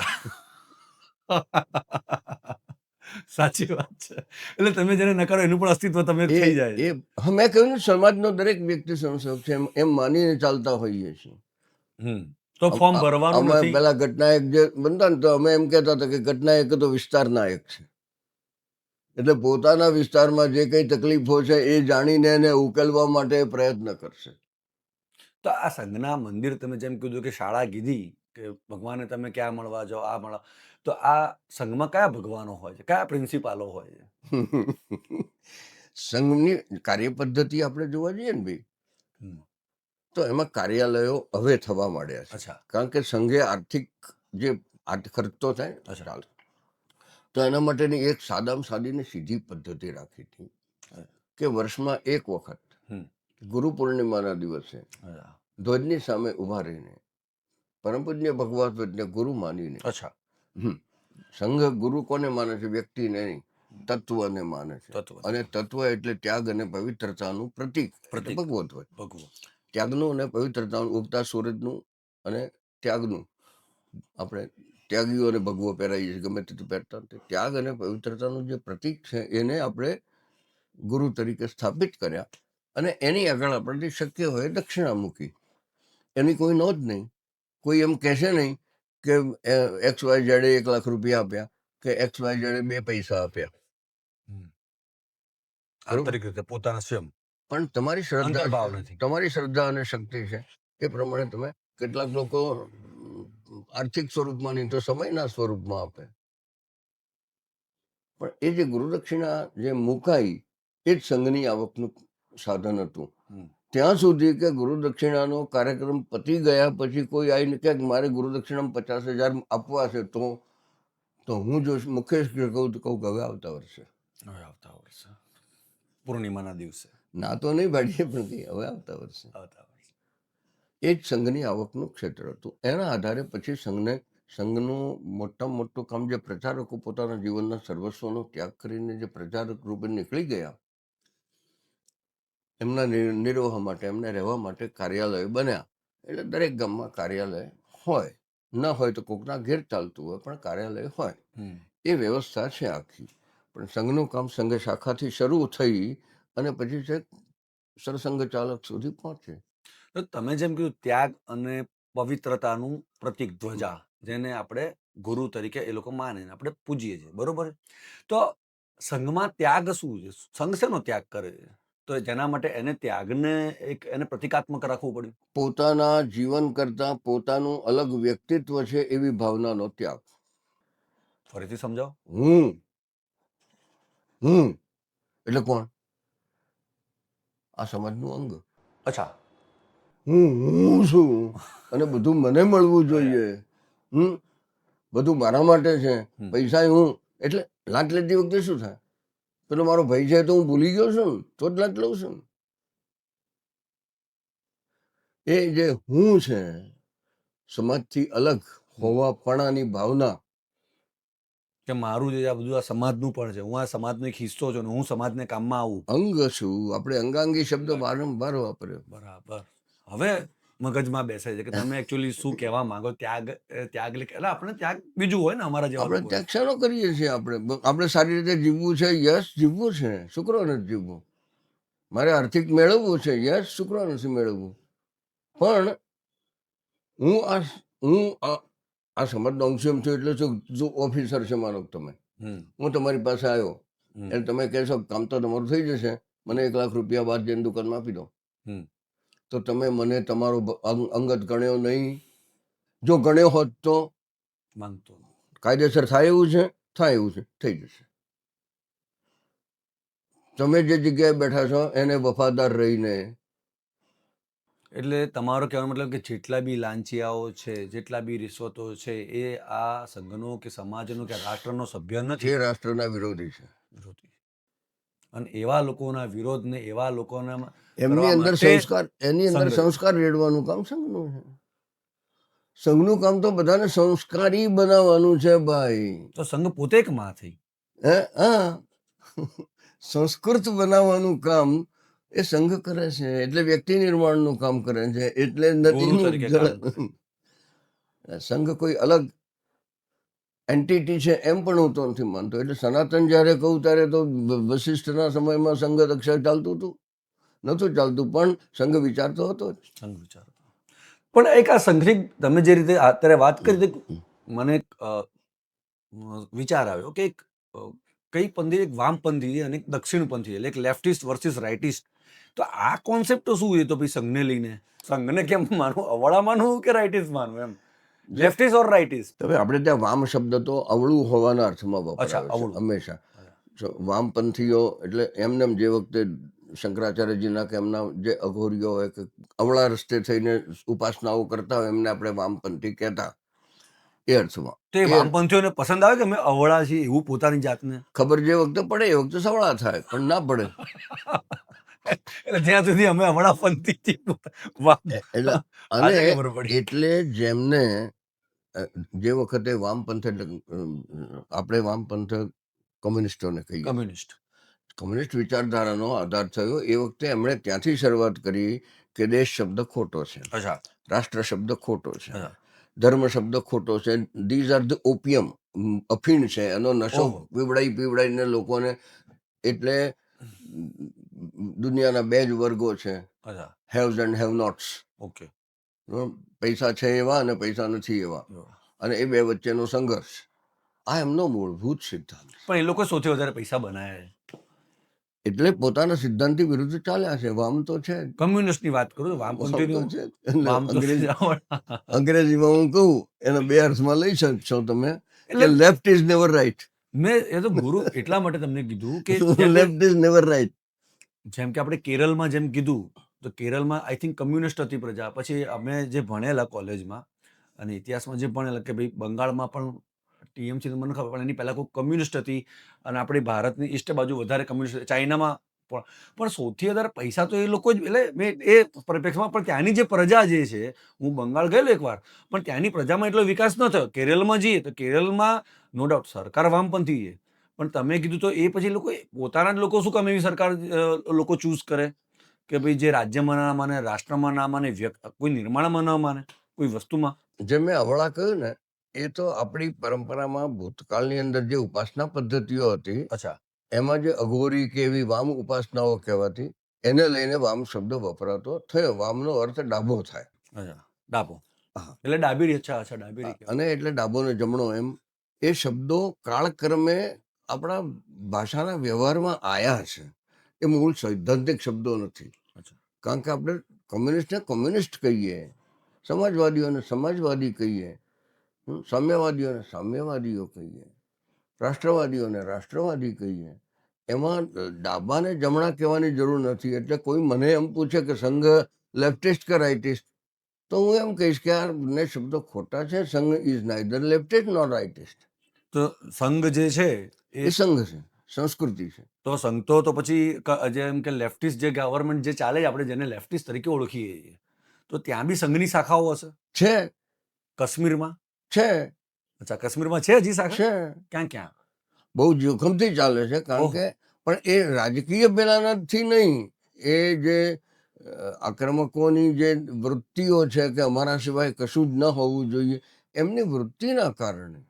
રાજકીય વિચારધારા તો રાજકીય વિચારધારા હોય. મેં તમને કહ્યું રાજકીય વિચારધારા એ રાષ્ટ્રીય વિચારધારા નથી. તો એક અવળો એટલે વામી પ્રશ્ન પૂછું તમને, હું આજે એક અવળો છે ને એક પ્રશ્ન પૂછું, તો ભારતનો એવો કયો ખૂણો છે જ્યાં સંઘની શાખા નથી? મને તો ખ્યાલ નથી ભાઈ. એટલે બધે જ છે શોર્ટમાં, સર્વત્ર. કારણ કે હું લગભગ બધે પંજાબ સુધી તો ગયો છું, આ બાજુ આસામમાં તો ગયો છું. અચ્છા, ત્યાં પણ છે આસામમાં? હા, નીચે મદ્રાસમાં ગયો છું, કેરળમાં ગયો છું. કેરળમાં? એટલે પણ જ્યાં વિરોધ થતો હોય ત્યાં જુદી રીતે શાખા ચાલશે. જે વખતે પ્રતિબંધ આવ્યો સંઘ ઉપર એ વખતે ક્યાં એકે શાખા હતી? તો એક તે સંઘ કેવી રીતનું ચાલ્યું પ્રતિબંધમાં? જ્યારે સરકાર જ એમ જો ન ધારતી હોય કે સંઘ હોવું જ જોઈએ અને આટલા બધા રાજકીય પ્રેશરના વચ્ચે સંઘ ટક્યું કેવી રીતે? મેં કીધું એમ વિચારધારાના ને સંઘ કહેવાય, ચોક્કસ જગ્યાને સંઘ ના કહેવાય. હા, એટલે જગ્યા તો હતી જ નહીં. એ જગ્યા એટલે એ તો આપણે જગ્યાને કહ્યું ને, વિચારધારા તો હતી ને. કોઈ પણ રીતે લોકો ભેગા મળતા, વાતો કરતા, છૂટા પડતા. એટલે વિચારધારા તો એનો તો અંત આવે જ નહીં. અને જે સનાતન વિચારધારા છે એનો તો કોઈ દિવસ અંત ના આવે, જેનો આરંભ આ રીતનો હોય. એટલે એને હા તમે રાજકીય વિચારધારા કે સામાજિક વિચારધારા તરીકે બાંધી દો તો એનો અંત આવે. પણ સંઘનું દર્શન છે ભાઈ. સંઘ દર્શન. હા, એટલે દર્શનનો અંત ના હોય. હા, એ તમે જ કીધું કે તત્વને માને છે, તત્વ દર્શનને માને. એટલે સંઘ એક તત્વ દર્શન જ છે, એક ફિલોસોફી છે. યસ. It's a philosophy. અને અને કાર્ય પદ્ધતિ હોય એ કાર્ય તો સંઘ શાખા ઉપર થાય. કોઈક દાખલા તરીકે ઘોષની શાખા ચાલે છે, તો ઘોષ એટલે બેન્ડ. અચ્છા, બેન. મિલિટરી માટે જે આપણે પરેડ માટે જે બેન્ડ જરૂરી હોય તો સંઘના સંશોધકોને લાગ્યું કે આપણે આપણું બેન્ડ હોવું જોઈએ, એટલે બેન્ડ શરૂ થયું, ઘોષ. એને ઘોષની શાખા ચાલતી હોય, એમાં માત્ર બેન્ડ જ વાગતું હોય. બીજી કોઈ વાત ન હોય. હા, કોઈ બ્યુગલ વગાડતું હોય ને કોઈ વાંસળી વગાડતું હોય ને કોઈ ડ્રમ વગાડતું હોય ને એની જ વાત ને એની જ નોટ્સ ને એની જ કામ ને. તો આ જુદી જુદી ચાલે. મૂળ વિચારધારા શબ્દ, દર્શન શબ્દ, ચિંતન શબ્દ, આવા શબ્દોનો પ્રયોગ થાય ને ત્યારે આપણને ખબર પડે કે એનો નાશ ના હોય. એટલે સ્કૂલમાં આપણે ડિગ્રી લેવા જઈએ અને આ એક સ્કૂલ જ થઈ કે જેમાં તમે અલગ અલગ અહીં ક્યાં શાખાઓમાં કોઈ તમે જાઓ. ડિગ્રી આપે છે? હા, અહીંયા ડિગ્રી નથી, પણ એક તમે સર્ટિફિકેટ તો કંઈક લઈને નીકળતા હશો ને? નહીં. નહીં. ભાવચીનથી તો પ્રમાણપત્ર એ જ છે કે તમે સ્વયંસેવક છો. તમે કહો હું સ્વયંસેવક છું એટલે પ્રમાણપત્ર. બહુ સરસ. તો ગુરુ, અમે તો સંઘ ને આરએસએસ એટલે શાખા સમજીએ, એટલે કે શાખા એટલે આરએસએસ હોય ને ત્યાં આગળ બધા લોકો કંઈક રમતા હોય કે આમ ધ્વજા રાખીને એના જોડે કંઈક કરતા હોય. તો આ શાખા અને આ બધું શું છે આમ એકચ્યુઅલી? સરસ પ્રશ્ન, તો સરસ છે. શાખા શબ્દનો અર્થ છે ડાળી. ડાળી. કોઈ મોટું ઝાડ હોય, વડનું ઝાડ હોય તો વડની ડાળીઓ ફૂટે હા. અને ડાળીઓમાંથી વળી પાછી નીકળે અને જમીનમાં જાય એટલે એમાંથી વળી પાછી. એક તો નવી હા, શાખા એટલે ડાળી. ડાળી. શેની ડાળી? તો રાષ્ટ્રીય સ્વયંસેવક સંઘ નામના એક વટવૃક્ષની ડાળી એટલે શાખા. પણ જે કાર્ય પદ્ધતિ છે સંઘની, એમાં મૂળભૂત જે કામ છે એ સંઘની શાખાનું છે. કારણ કે નિર્માણનું કામ એમ આપણે વાત કરી આગળ, વ્યક્તિ નિર્માણ, એ તો શાખા ઉપર થાય. ડૉક્ટર હેડગેવારે જે વખતે સંઘની શરૂઆત કરી એ વખતે કેવી રીતે કરી? તો મેં આગળ પહેલાં કહ્યું કે ભાઈ જે લોકો દેશની આઝાદી માટે પ્રયત્નશીલ હતા, અનેક પ્રકારે પ્રયત્ન કરતા હતા, એ બધા શ્રેષ્ઠ હતા, મહાન હતા, એની સામે કોઈ આપણે પ્રશ્ન નથી કરતો. પણ એમનું વિઝન મર્યાદિત હતું. એની સામે રાષ્ટ્રભાવના, રાષ્ટ્ર તત્વ, રાષ્ટ્રીય ચેતના, એના તરફની જાગૃતિનો અભાવ હતો. નહોતી એમ નથી કહેતો હું. તો એ માટે એમણે વિચાર્યું, કારણ કે ડૉક્ટર હતા ને, ડૉક્ટર રોગના મૂળમાં જાય. ગુમડું થયું હોય તો ઉપરથી ના ફોડાય, એનું લોહી વિકાર છે એ શોધવો પડે. તો ડૉક્ટર સાહેબે આ લોહી વિકાર શોધી લીધો કે આપણા વ્યક્તિ, દરેક ભારતીય નાગરિક કે વ્યક્તિના ચિત્તની અંદર રાષ્ટ્રીય ચેતનાની અભિવ્યક્તિ અથવા તો એની અનુભૂતિ એને થાય એવું કંઈક કરવું જોઈએ. એટલે એમણે બહુ નાનાથી શરૂઆત કરી. કેવી રીતે શરૂઆત કરી? તો એક ગ્રાઉન્ડ ઉપર થોડાક છોકરાઓ લઈને ભેગા થયા, રમત રમે, વાતો થાય, છૂટા પડે. એમને એ વખતના કેટલાક લોકોએ પૂછ્યું આનાથી શું થશે? એમણે કહ્યું કે આનાથી જ થશે જે થશે.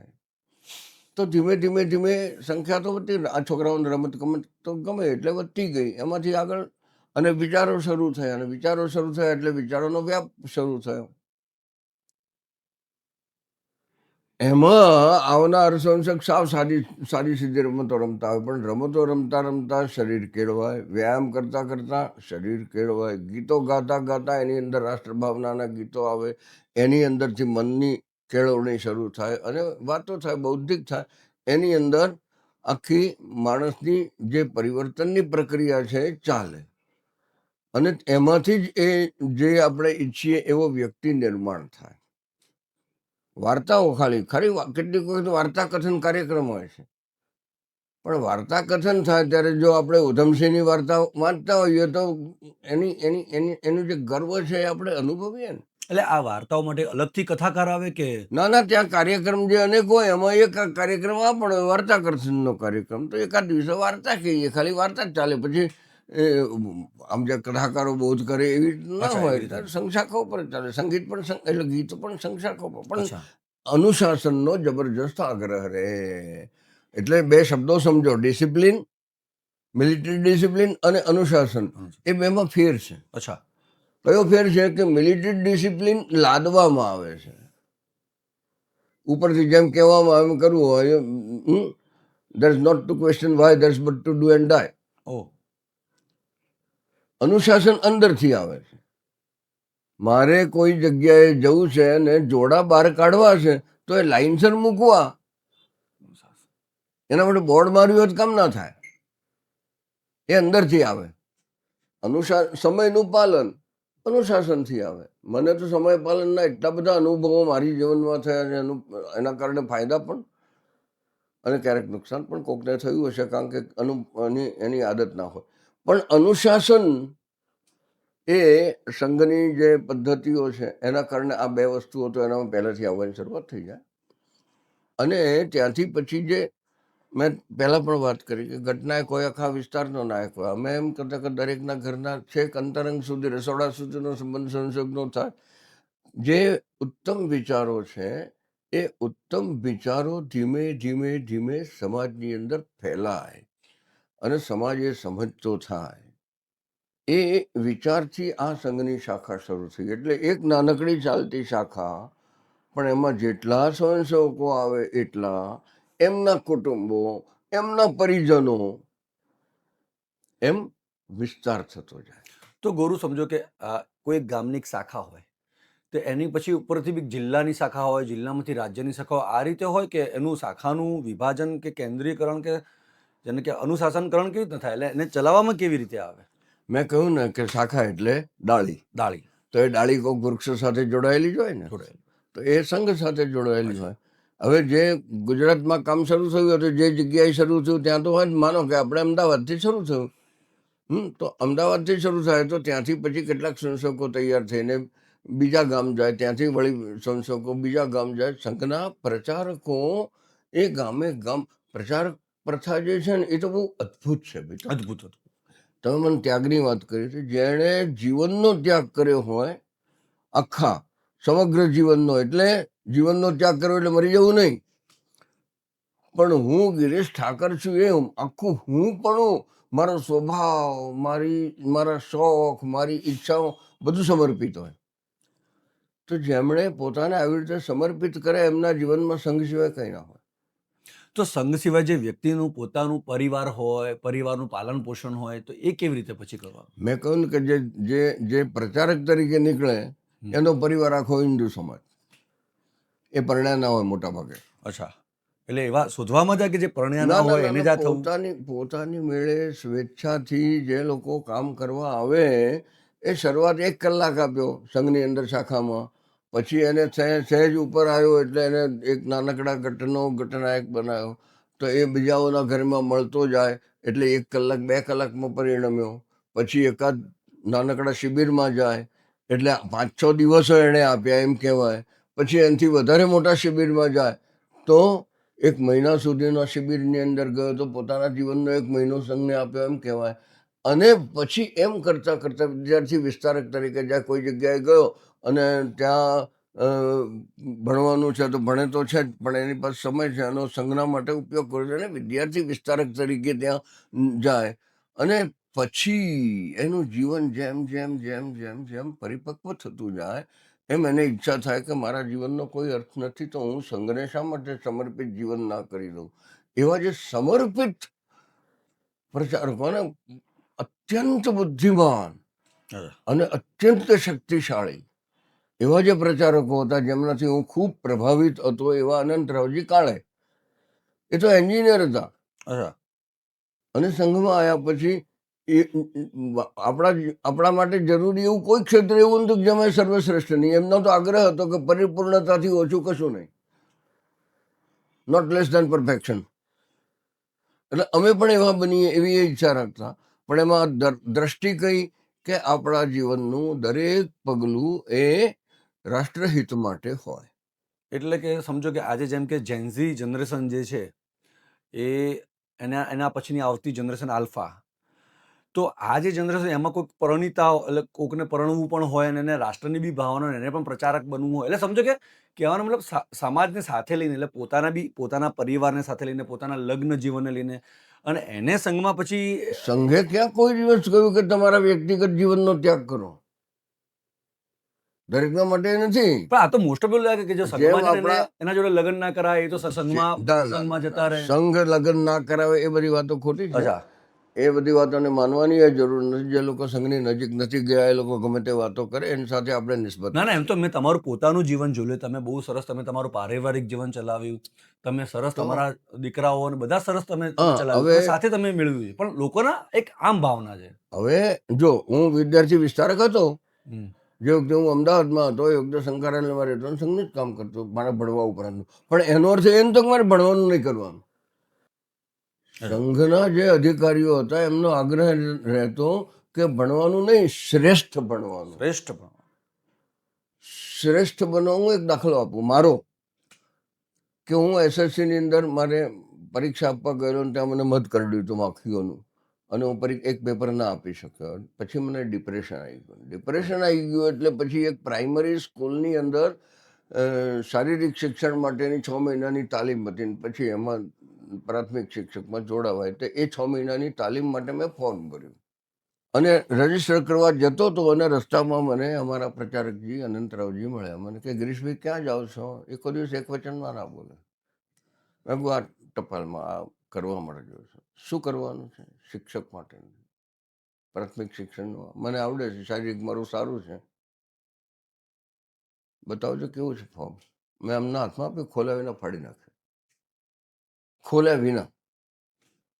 તમને નથી ઓળખતા, તમે શું છો એની તમને ખબર નથી, તમે પ્રાથમિક શિક્ષક થવા સર્જાયા છો. મને પહેલું કહેનારે હતા કે એમણે એમ કહ્યું તમે પ્રોફેસર થવા સર્જાયા છો. ઓહો, એમને તરત જ જોઈ લીધું એમ. યસ, તમારી બુદ્ધિ ક્ષમતા, ઓહો, બરોબર, એ પ્રાથમિક શિક્ષકની નથી. એટલે સાહેબ સામુદ્રિક શાસ્ત્રથી જોયું કે ના ના, બસ પરિચય અંતર. અંદર વ્યક્તિની ઓળખ તો થઈ જ જાય ને, સાથે અચ્છા, રહેતા હોઈએ. જબરજસ્ત. તમારે પ્રાધ્યાપક બનવાનું છે, આ ફોર્મ મેં ફાડી નાખ્યું, કાલથી લાગી જાઓ. એક વખત ફેલ થયા એટલે શું? મોટિવેશન્સ. યસ. અને પછી પરીક્ષા આપીને પછી 6 મહિના બાકી રહે ને, આવી જજો વિસ્તારક તરીકે. એક તો પછી હું કડીમાં વિસ્તારક તરીકે ગયો હતો. તો માણસને ઓળખવું, એની શક્તિઓને પારખવી અને એનું શ્રેષ્ઠ બહાર નીકાળવું, બહાર કાઢવું અને એ સમાજના ઉપયોગ માટે લેવું. એટલે વ્યક્તિનું પોતાનું જે ટેલેન્ટ હોય એને બહાર નીકાળીને અને એ સમાજને ફરીથી સમાજમાં વહેતું કરવું, હા, નદીની જેમ. હા, એટલે આગ્રહ સ્વયંસેવકો માટેનો, એટલે આગ્રહ અમારા અધિકારીઓનો એ રહે કે તમારે ટોપ ઉપર જ રહેવાનું, શ્રેષ્ઠ જ બનવાનું, ઉણપો ઓછી જ કરી નાખવાની. એટલે નબળો વિદ્યાર્થી હોય તો કાર્યાલયની અંદર અમે સાથે બેસીને ભણાવીએ, પૈસા લીધા સિવાય. સંઘનો સ્વયંસેવક નબળો ના જોઈએ, શ્રેષ્ઠ જોઈએ, રોતો ના જોઈએ. તો આજની જે નવી પેઢીઓ જે છે સંઘની, જેમ કે નાના નાના યુવાનો આવતા હશે, એકચ્યુઅલી એમ જોવા જઈએ તો આપણે અમારી ભાષામાં એમ કે ગુરુજી કે જેન્ઝી આલ્ફા, બરોબર ને? તો સંઘમાં બી શું આવી જનરેશન્સ બનતી હશે એમ કે આ જનરેશનને આ નામથી, આ જનરેશનને આ નામથી, એટલે જનરેશન પ્રમાણે ભાગો કે એમની કાર્યની વહેંચણી કે કાર્ય પદ્ધતિ એ ટાઈપની? આમાં કોઈ નામ પાડવાની ક્યાં જરૂર છે ભાઈ? એકચ્યુઅલી અત્યારના જમાનામાં ચાલે છે. મેં 2 વર્ષ પહેલા જ નામ સાંભળ્યું હતું કે જેન્ઝી હોય, એટલે મને બી એ તો ખબર, હું ગુજરાતી, શેમાં, એટલે મેં ભારતીય ભાષાનો શબ્દ જ નથી. જ્યાં ક્યાંક કોક આંદોલન કર્યું, કોક યુવાનોની ટોળીએ, એને પછી અહીંયા પકડી લાયા જે લોકો અધૂરું જાણનાર છે, જે લોકો દેશને ઓળખતા નથી, દેશના લોહીને ઓળખતા નથી. ગમે તે દેશનો, હું તો કહું કે સાવ નકામો માણસ હશે તો મંદિરમાં જઈને થૂકશે નહીં. હા, એ વાત સાચી. તો આપણી અંદર જે છે એને ન ઓળખતા હોય એની વાત શું કરવી? મને કેટલાક ઉદાહરણો આપવાનું મન થાય છે, હું જાણી જોઈને નથી આપતો, જેમને લાગણી જ નથી દેશ માટે. એ વાત સાચી. પણ એ નથી તો અંદરથી નથી કે ઉપરનું આ બધું વાંચીને સાંભળીને નથી, એ સંઘની શાખા ઉપર ખબર પડી જાય. અચ્છા. અને પછી એની કેળવણી થાય. એ કેળવા તો જાય. એટલે મારું જીવન સરસ થવું જોઈએ. લગ્ન જીવન હોય તો એ પણ શ્રેષ્ઠ થવું જોઈએ. અચ્છા, લગ્ન જીવન બી શ્રેષ્ઠ થવું જોઈએ. શ્રેષ્ઠ થવું જોઈએ. તમે કુટુંબથી અલગ ના થાવ. કુટુંબને શ્રેષ્ઠ કેવી રીતે શાખાનો વિદ્યાર્થી કે RSS નું સભ્ય એના કુટુંબને કેવી રીતે શ્રેષ્ઠ જીવન જીવી શકે? ઉદાહરણ આપો. એટલે મારું ઉદાહરણ આપું છું, માફ કરજો, કારણ કે મારી પાસે હાથ વગવું છે. એવા અનેકોના મને ખબર છે, પણ મારું હાથ વગવું છે એટલે મારું ઉદાહરણ આપું છું. અમદાવાદની અંદર અમે શાખા ચલાવતા, એમાં મારી શાખા ઉપર કેટલાક લખપતિ કરોડપતિના છોકરાઓ પણ આવે. અચ્છા. એ ગાડી લઈને આવતા હોય, મારે કહેવાનું કાલથી ગાડી લઈને નહીં આવવાનું, ઘરથી ચાલતા આવવાનું. બીજાઓને એમ લાગે કે આ ધનવાન છે. એ તો ના લાગવું જોઈએ, આપણે સરખા જ છીએ શાખા ઉપર. પછી એમને મેં એમ કહ્યું મારે તમારા ઘરના બધાને મળવું છે. દરેક અધિકારી સારો હશે ને ઘરનાને મળે. મારા ઘર સાથે બધા અધિકારીઓનો એટલો સંબંધ. હું તમને એમનું બીજું ઉદાહરણ આપીશ. તો મેં કીધું તારા પપ્પા ક્યારે મળે? તો કે ના મળે. મેં કીધું કેમ ના મળે? તો કે એમની પાસે સમય જ નથી હોતો. મેં કીધું તમે બધા ઘર ભેગા થતા હશો ને બસ જમતી વખત. તો તારું તો કે તમે આવશો તો મારા રૂમમાં મને નોકર લઈ આવશે. ઘરમાં બધાના પોતાના અલગ રૂમ. એમની સાથે વાત કરવી હોય તો એમના રૂમમાં જવાનું. મેં કીધું મારે આ નથી કરવું ભાઈ, મારે બધાને મળવું છે એક સાથે. હા, એક જગ્યાએ. તો કે મુશ્કેલ છે. મેં કીધું તમે કેટલા વાગે જમો છો? પછી કેટલા વાગે? મેં કહું આજે પપ્પા હશે? તો કે હા આજે છે. મેં કહું એ ટાઈમે આવું તો કે બધાને જરા આમ થોડી ચીડ થશે, પણ તમે આવો ને. ચીડ થાય કોઈના આવવાથી ચીડ થઈ શકે? થઈ શકે ને. જે લોકોએ આ પ્રકારે રાખ્યું હોય પોતાનું આમ વર્ચસ્વ કે હું એક ટાઈમે ગયો કે જે વખતે બધાને જમવાનો સમય. મેં કીધું ભાઈ ફલાણા ભાઈ, એટલે વોચમેન હોય, એટલે કે એમના રૂમમાં મળશે, તમે બેસો ને, જમવાનો સમય થોડી વાર પછી આવશે રૂમમાં, હું તમને રૂમ સુધી લઈ જાઉં.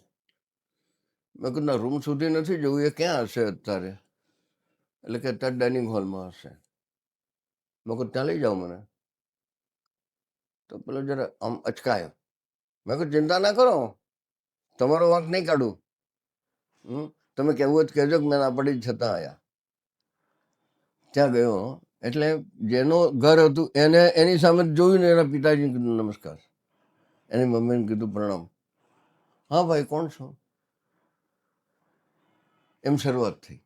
એટલે મેં એમ કહ્યું કે હું સંઘનો સંસેવક છું, કાર્યકર્તા છું અને ભાઈને મળવા આવ્યો છું. એના રૂમમાં મેં કીધું ના, મારે આપને મળવું હતું. એટલે મને એમ કીધું કેમ મને? મેં કહું આપને એવો ખ્યાલ હોવો જોઈએ કે તમારો દીકરો કોની સાથે જાય છે. જો તમે મને ના મળો તો એ કોની સાથે જાય છે તો તમને ખબર જ નહીં પડે. કાલ મારા બદલે કોઈ ખોટા માણસની સાથે જતો હોય તો તમને તો ખ્યાલ હોવો જોઈએ. આ વાત જ એમને ગમી ગઈ એકદમ. એ વાત તો ખરી છે તમારી. તમે શું કરો છો? મેં સંઘનો કાર્યકર્તા. બીજું ભણવાનું? મેં MA કરું છું. એ વખતે MA મોટી વાત હતી, અને સંસ્કૃત સાથે MA તો બહુ જ મોટી વાત હતી, કારણ કે આખા ગુજરાતમાં 50 જણ હતા અમે. અચ્છા. હા, અને મારા વિષયમાં હું એકલો હતો. એટલે પછી એ આમ ખુશ થયા. એમ સરસ, બહુ સરસ. તમારી સાથે આવે છે? હા મારી સાથે આવે. રોજ 1 કલાક. ગાડી લઈને આવવાની મેં ના પાડી છે. ગાડી લઈને આવવાની તમે ના પાડી, એ સારું કર્યું. કે બેસો ને, તરત મારા માટે જ્યાં હિચકેચાટ હશે એમ કહેતા ત્યાં જગ્યાથી જમશો? હા. ના નહીં. હા. અને પછી થોડી સંઘની વાતો અને પેલાની વાતો અને બધી, આનામાં કઈ વસ્તુ સારી છે અને એનામાં કઈ નબળાઈઓ છે એ વાત પણ કરી. એ જમાનામાં જે રોજ શાખા ઉપર આવે છે તો એનામાં આ છે, પણ એનામાં નિયમિતતા નથી કે એવી વાતો પણ. કે તમને શું લાગે ભણવામાં કેવો છે? મેં કીધું બુદ્ધિશાળી છે પણ ભણવામાં મીડિયમ છે. એટલે ચમક્યા. તમે તેને સારી રીતે ઓળખો છો. મેં કહું પણ તમે મને ઓળખો એટલા માટે હું આવ્યો છું. પરિણામ એ આવ્યું કે એમણે એમ કહ્યું કે કાલથી તું આમની સાથે જજે શાખા.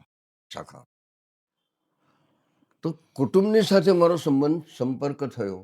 આ તો મેં મારું ઉદાહરણ આપ્યું, પણ બધા અધિકારીઓનું એવું ઉદાહરણ કે કુટુંબ સુધી પહોંચીને કુટુંબને એક રાખવાનો પ્રયત્ન કરો, કુટુંબને વિખૂટ કરવાનો પ્રયત્ન ન કરો. આપણે જે વાત કરીએ છીએ એમાં સંઘની અંદર જે પ્રચારકો નીકળ્યા, પોતાનું સર્વસ્વ એટલે પોતાના સ્વભાવ સહિત સર્વસ્વ એ સમર્પિત કરી દેવું દેશને, એવી ભાવનાની અંદરથી પ્રચારકો નીકળ્યા ને પ્રચારકો ગામે ગામ ગયા. કાશીનાથજી આઠવલે નામના પ્રચારક હતા, એ પગે ચાલીને જતા, સાયકલ ઉપર જતા, કારણ કે સંઘની પાસે એ જમાનામાં તો કંઈ હતું નહીં. કંઈ હતું નહીં. પણ જે સ્વયંસેવક આવ્યો એ સ્વયંસેવકના ઘરે જવાનું, એના ઘરની સાથે મળવાનું. મેં હમણાં દાખલો આપ્યો તમને. તો એ પ્રમાણે કુટુંબ આખું, અને એક એટલે મૂળભૂત સિદ્ધાંત આ થઈ જાય કે વ્યક્તિઓ મળીને કુટુંબ બને છે, કુટુંબો મળીને સમાજ બને છે, સમાજ મળીને રાષ્ટ્ર બને છે. જો રાષ્ટ્રને મજબૂત બનાવવું હોય તો પાયામાં વ્યક્તિને મજબૂત બનાવવું પડે, અને વ્યક્તિ દ્વારા કુટુંબ મજબૂત બને, કુટુંબ દ્વારા સમાજ મજબૂત બને, સમાજ દ્વારા. તો આ જે આખી ગતિ છે એ ગતિના કારણે જે રાષ્ટ્રની સાથે સંકળાયેલી સંપૂર્ણ બાબતો જે છે એની અંદર શ્રેષ્ઠતા લાવવાનો પ્રયત્ન માત્ર નાની એક શાખા ઉપરથી શરૂ થાય.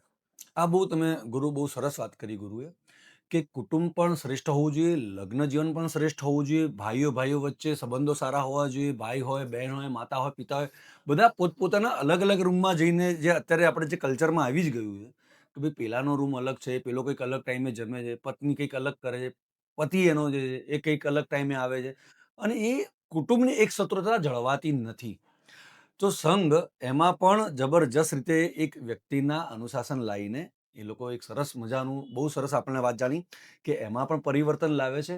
આ જ કુટુંબમાંથી રાષ્ટ્રના અંદર પણ એક સરસ પાયો નંખાય છે, અને એમ થતાં થતાં બધા જ જાતિ, બધા ધર્મના લોકો આવી રીતના ભાઈચારા અને એક સશક્ત રાષ્ટ્ર આપણી શક્તિ તરીકે ઉભરે, એક સંઘ બહુ સારું કામ કરે છે. બરોબર ને ગુરુ? મૂળભૂત વાત જ આ છે. અને જેનામાં આવ્યો ને આ ભાઈચારા. સંસ્કાર આયા, આ સંસ્કારો આયા જેમનામાં, એ પોતાના ઘરની અંદર, પોતાના કુટુંબની અંદર આ જળવાઈ રહેવાનો પ્રયત્ન કરશે. ફરી એક વખત દાખલો આપું તમને, મારો જ, કે અમારા ઘરનો એક નિયમ છે આજે, કે દરરોજ રાત્રે 8:30 મારા ભાઈ બહેન જ્યાં છે ત્યાંથી, એટલે એક બાણો કેનેડા છે, લંડન છે, મુંબઈ છે, અમદાવાદ છે, બધેથી 8:30 અમે ગૂગલ મીટ ઉપર એકઠા થઈએ. આ મેં પહેલી વાર સાંભળ્યું કોકના મોઢે, કે આખો પરિવાર આટલે દૂર હોવા છતાં બી 8:30 વાગે, એટલે બધા બધી જગ્યાએ બધા જ, મારા ભાઈ, મારી બહેન, મારા ભાણા, મારા ભત્રીજા,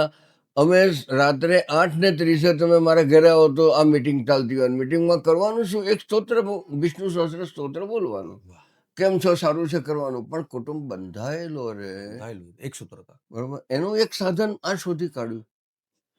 એટલે એક નાનો વિચાર, એક નાની તમારી એક આદત, એક નાનું તમારું એક વ્યવહારિક જીવન કેટલી એક સૂત્રતા આપણને આપી શકે, એનું શ્રેષ્ઠ તમે ઉદાહરણ આપ્યું.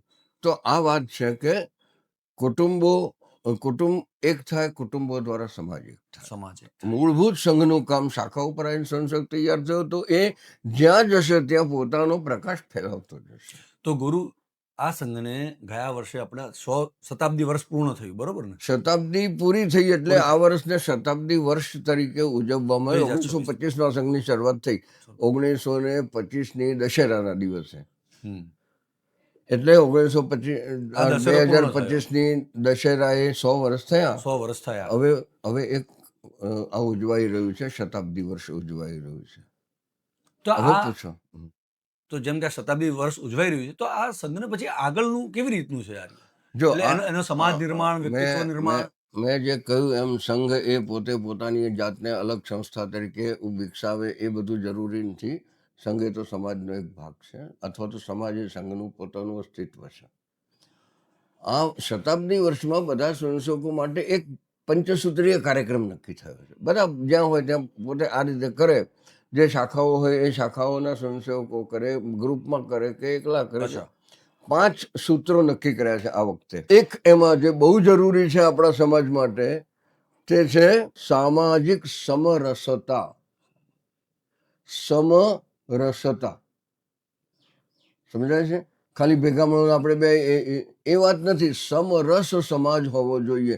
એટલે સમાજના જે નિમ્ન ગણાતા વર્ગના લોકો છે એ આપણા જ છે, આપણે જ છીએ. બરોબર. તો એ વચ્ચે એ સમાનતા આવે એ પૂરતું નથી, સમરસતા આવે. અચ્છા. સમાનતાથી આગળ છે સમરસતા. મારા ને તમારા રસ પણ એક થઈ જાય. એ ક્યારે થાય? એટલે મતભેદ મનભેદ અને હા સમરસતા. અચ્છા, હા, સરસ. સમરસતા.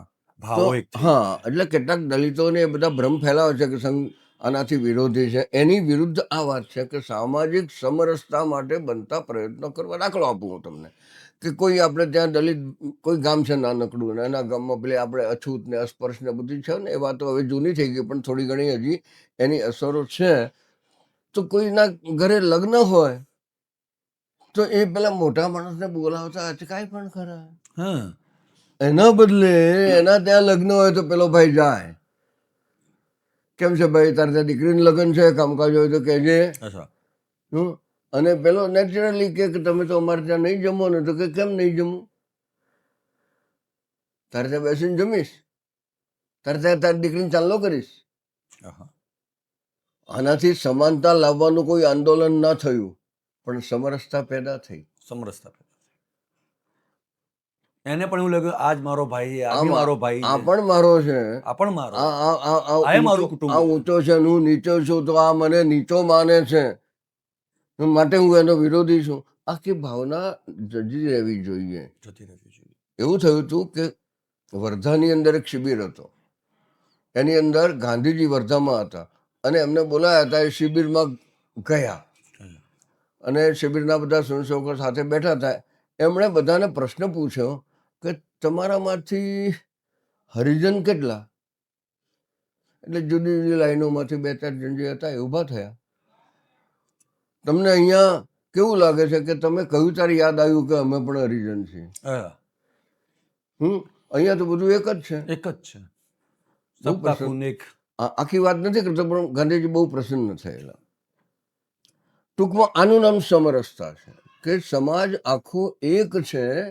એની વાતો નહીં, એની અનુભૂતિ. તો જ એક સંઘ કહેવાય. યસ, એની અનુભૂતિ થવી જોઈએ. તો આ જે 5 મુદ્દાઓ આ વર્ષને બધા સંશોધકોના માટે એને જરા વિશેષ ભાર મૂકવાનું કહ્યું છે. એમાંનો એક આ સમરસતાનો છે કે સમાજની અંદર સમરસતાના કાર્યક્રમો કરવા, સમરસતા પેદા થાય એવા જે કંઈ જે રીતે જ્યાં જે અનુકૂળ. આપણે કંઈક કોઈ ગમે તે કારણસર કુટુંબો વિચ્છિન્ન થતા જાય છે. અને કુટુંબે એ સમાજનું અને રાષ્ટ્રનું પાયાનું એકમ છે. પણ આ એકમની પરિસ્થિતિ એવી છે કે કુટુંબો કોઈ ને કોઈ કારણસર છૂટા પડતા છે. કાં નોકરીને કારણે દીકરો બીજે રહેવા જાય, કાં ઘરની અંદર કંઈક અણબનાવ બને ને જુદો રહેવા જાય, પણ કુટુંબો તૂટતા જાય છે. કુટુંબો તૂટતા જાય તો સમાજ તૂટે. તો આ કુટુંબ એક કેવી રીતે રહે? દાખલા તરીકે મને એમ કહેવાય એટલે હું કહું કે ભાઈ આપણે કમસે કમ એવું કરવું છે કે અઠવાડિયામાં એક દિવસ બધા લોકો સાથે બેસીને જમી ના શકીએ? દરરોજ ના કરી શકીએ, પણ ચલો અઠવાડિયામાં એક દિવસ સાથે બેસીને જમવાનું અને એ વખતે મૌન નહીં રાખવાનું.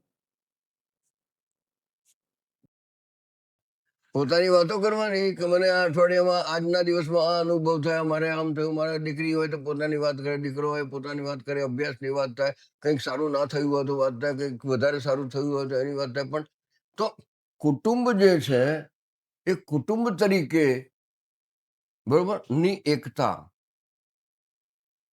અને કુટુંબની પોતાની વિશેષતાઓ, પોતાની લાક્ષણિકતાઓ.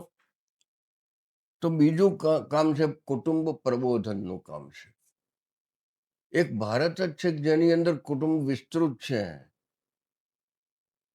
તમે કહો મને કે દુનિયાની અંદર કોઈ જગ્યાએ તમને મને મામેરું શબ્દનો ભાષાંતર આપો, દુનિયાની કોઈ પણ ભાષા. એક છોકરી અમેરિકામાં નોકરી કરવા ગઈ પછી કે મારે રજા જોઈશે કારણ કે મામેરું છે.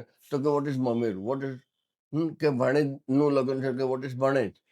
કોઈની પાસે આપણા જેટલા સંબંધોની સંકુલતા નથી દુનિયામાં. થોડા વર્ષ પછી કદાચ એવું બનશે કે મામા અને માસી વચ્ચેનો ભેદ નહીં ખબર હોય છોકરાઓને. તો બીજો આ જે આયામ છે એ કુટુંબ પ્રબોધનનો છે. ત્રીજો આયામ છે, હું ટૂંકમાં બતાવું, ત્રીજો આયામ છે પર્યાવરણની સુરક્ષાનો આયામ છે. પર્યાવરણ, મેં તમને હમણાં જ વાત કરી કે આપણે પ્રકૃતિ દૂર થતા જઈએ છીએ, પ્રકૃતિથી આપણે નજીક રહ્યા નથી. ટેકનોલોજીના કારણે 8મા માળે 10મા માળે માણસ રહેતો હોય ફ્લેટની અંદર, તો એને વૃક્ષ એટલે શું એ જ ખબર ના હોય એવી પરિસ્થિતિ થઈ ગઈ છે. તો પર્યાવરણની સુરક્ષા અને પ્રકૃતિની સુરક્ષા, એના માટે લોકોને જાગૃત કરવા, આ એક આયામ થયો. અને એ પછી એક મહત્વનો આયામ આ વર્ષે ધ્યાન રાખવાનું છે, એ છે સ્વદેશીનો આગ્રહ. મારે ઘડિયાળ ખરીદવી છે તો હું ભારતીય બનાવટની કેમ ના કરું, કેમ પરદેશની? અને પરિસ્થિતિ એવી છે કે આપણને એવો સ્વભાવ થઈ ગયો છે કે કોઈ એમ કે બહારથી આવી છે તો ઉત્તમ એમ. એટલે પીન પણ કોઈ એમ કે કાં તો બહારથી આવેલી છે તો એ સારી છે. ભારતનું સ્વદેશી જે કંઈ છે નિર્માણ, એનો આપણે પહેલો ઉપયોગ કરીએ તો એના કારણે કેટલું બધું મહત્વનું કામ થાય. રાષ્ટ્રની આર્થિક પરિસ્થિતિમાં તો મદદરૂપ થવાય જ, પણ અન્યથા પણ ઘણી બધી વાતો. તો સ્વદેશીનો આગ્રહ એ બીજો એક આયામ છે. અને છેલ્લો આયામ જે છે, પાંચમો, એ છે નાગરિક કર્તવ્ય બોધ. આપણે નાગરિક છીએ તો દેશ તરફ આપણું કર્તવ્ય શું? કેનેડી નામનો જે અમેરિકાનો વડાપ્રધાન થયો, એણે એક વાક્ય વાપર્યું હતું એના જમાનામાં કે don't think what nation gives you, think what you can give nation. દેશે મારા માટે શું કર્યું, એના બદલે અહીંથી વિચાર કરો કે મેં દેશ માટે શું કર્યું. ત્યાગની ભાવના, તે શું કર્યું? બરોબર. દેશ તો આઝાદ થતા થઈ ગયો. ઉમાશંકર જોશીએ કહ્યું હતું, દેશ તો આઝાદ થતા થઈ ગયો, તે શું કર્યું? તો નાગરિક તરીકેનો કર્તવ્ય બોધ, મારું નાગરિક તરીકે કર્તવ્ય શું છે? દાખલા તરીકે અત્યારે વોર ચાલે છે, પેટ્રોલની તંગીની વાતો અને અફવાઓ અને બધું ઊભું થાય છે. લોકો પોતાની પાસે વધુમાં વધુ એને સંઘરી લેવા વેતન કરે છે. હા, કાળા બજારી કરવા માટે, કાળા બજારી કરે. મારા ઘરે 2 બાટલા છે તો 2 ના 3, 3 ના 4 ભેગા કરીને મૂકી દેવા, હંગરીને મૂકી દેવા. તો તમે આ જે દેશની તંગી હોય તો એ તંગીમાં તમે પોતે વધારો કરો છો ભાઈ. કારણ કે એમનામાં સમજ જ નથી, બસ મારું સારું થાય. તો રાષ્ટ્ર તરફનું તમારું કર્તવ્ય એમ કહે છે કે એ અફવા વધારવાને બદલે તમે તમારો પેટ્રોલનો ઉપયોગ કે ગેસનો ઉપયોગ પોતાની રીતે ઓછો શરૂ કરો. આ 4-5 જણાનું ઘર ભેગું જમવાનું કરો, એમાં એક જ અનેક રીતે થઈ શકે. સૌર ઉર્જાનો ઉપયોગ કરો. જો તમે ગાડી લઈને દરેક જણ ઘરના પાસે એક ગાડી હોય તો દરેક જણ જુદી જુદી ગાડીઓમાં જાય છે. એક ગાડીમાં જાઓ, પડોશીની સાથે બેસીને જાઓ, પણ તમે તમારી સ્વેચ્છાથી કરો. એના માટે ઓર્ડરની જરૂર નથી. બહુ સરસ વાત કરી. બહુ આ કર્તવ્ય બોધ છે. આ કર્તવ્ય બોધ છે. એના બદલે અફવાઓ ફેલાવવાની વાત કરો, તમે દેશનો દ્રોહ કરી રહ્યા છો. આની તમને ખબર હોવી જોઈએ. બહુ સરસ. આ પણ મને આજે જ ખબર પડી. તમે કીધું કે આ પણ એક દ્રોહ કહેવાય, દેશદ્રોહ કહેવાય. તો આવી આ દેશ અને આ રાષ્ટ્ર મારો છે, અને મને જો એક સાધારણ ખરોચ પણ આવે તો બધા કોઈ આવીને મારી શુશ્રૂષા કરવી જોઈએ, એવી આપણી ભાવના હોય તો આ રાષ્ટ્રની તરફની મારી ભાવના પોતાની ખરીક ને ક્યાંક ખોરાક પડી છે, મારે દોડીને ત્યાં જવું જોઈએ. અને જ્યારે જ્યારે આ દેશની અંદર આવી પરિસ્થિતિ નિર્માણ થઈ છે, ત્યારે આ દેશે આ કરીને બતાવ્યું છે. આ કોઈ નવી વાત નથી. એટલે આપણા દેશના લોકોમાં છે હનુમાનજીની જેમ બસ પોતાની તાકાત ભૂલી ગઈ છે. પોતે ભૂલી ગયા છે. પોતે પણ ભૂલી આ ગયા. કરીને બતાવ્યું છે. હમણાં યુદ્ધ થયું સિંદૂર, એ વખતે લોકો સ્વયંભૂ રીતે જાગૃત બન્યા હતા. તો દેશ તરફની આપણી કર્તવ્ય નિષ્ઠા, બરોબર. એટલે આ સંઘનો સંસકો એના માટે જરૂરી નથી, બધા માટે જરૂરી છે. પણ સંઘે એમાં પ્રયત્નશીલ બનવું. ભાઈ ચલો આપણે કર્તવ્ય નિષ્ઠાથી, કર્તવ્ય બોધથી કામ કરીએ. આ 5 આયામો ઉપર આ વર્ષે સ્વયંસેવકો કામ કરશે. ટૂંકમાં રાષ્ટ્રીય સ્વયંસેવક સંઘ એ સમાજની જ એક અવાંતર બાબત છે, અંગ છે, અને સમાજનું ઉત્થાન અને સમાજના ઉત્થાનને કારણે રાષ્ટ્રનું ઉત્થાન એ જ એનો ધ્યેય છે. બહુ સરસ. હિન્દુ તન મન હિન્દુ જીવન રગ રગ હિન્દુ મેરા પરિચય વાજપેયીજીએ કહ્યું હતું. આ વાજપેયીનું કવિત છે કે હિન્દુ તન મન હિન્દુ જીવન રગ રગ હિન્દુ મેરા પરિચય. અને હિન્દુનો અર્થ મેં કહ્યું તેમ ધર્મની દ્રષ્ટિએ નહીં, સંસ્કૃતિની રાષ્ટ્રીયતાની દ્રષ્ટિએ, સાંસ્કૃતિક દ્રષ્ટિએ આ દેશનો પ્રત્યેક નાગરિક જે આ દેશને પોતાનો ગણે છે, બરોબર, એની સાથેનો એકાત્મતાનો ભાવ એ સંઘ વિચાર છે. બહુ સરસ. હવે હું તમારા જોડે ટૂંકમાં એક વાત જાણવા માંગીશ કે આજના યુવાનો જે છે, નવયુવાનો છે, જે નવું લોહી જે છે, એને બે જ વાક્યમાં તમારે જો સંઘ વિશે, તમારા રાષ્ટ્ર વિશે જો તમારે કંઈ કહેવું હોય તો તમે શું કહેશો ગુરુ? મારે આજના યુવાનને કહેવાનું હતું એટલું જ છે કે મિત્રો, વિદેશી જેટલા આક્રમણો થયા આ દેશ ઉપર, એમાં સૌથી મોટું આક્રમણ જે છે, જે દેખાતું નથી આક્રમણ તરીકે, એ વિચારધારાનું આક્રમણ છે, એ સાંસ્કૃતિક આક્રમણ છે. અને જાણે અજાણે આપણે આપણા સ્વને ભૂલીને એની તરફ ખેંચાઈએ છીએ. એનું સારું જે હોય તે અપનાવીએ, વાંધો નથી, પણ જે સારું નથી, જે આપણને વ્યક્તિમાંથી ઊંચે લઈ જાય એ સારું કહેવાય, વ્યક્તિમાંથી નીચે લઈ જાય એ ખરાબ કહેવાય. તો સારું હોય એટલું ભલે અપનાવીએ, પણ આપણે સમજીએ કે આપણને ગુલામ બનાવવા માટે જે ભ્રામક વિચારોનું આપણા ઉપર આક્રમણ થયું છે, એનાથી આપણે લોભાઈ જઈએ નહીં, અને આપણા જીવનને સ્વસ્થ રીતે જીવવા અને આપણે ક્યાંક જ્યાં છીએ ત્યાંથી ઉન્નત બની શકીએ એ માટે પ્રયત્નશીલ બનીએ. ઉન્નત પૈસાથી બનાય છે એ વાત ખોટી છે. તો આજે તમારા થકી અમે ને અમારા દર્શકોએ ખૂબ બધી સંઘ વિશેની માન્યતાઓ, ગેરમાન્યતાઓ, સંઘ શું છે એની સમજ મેળવી જશે. તો ગુરુ, આપને કોટી કોટી નમન, અને આપણે હવે રજા લઈએ. ધન્યવાદ.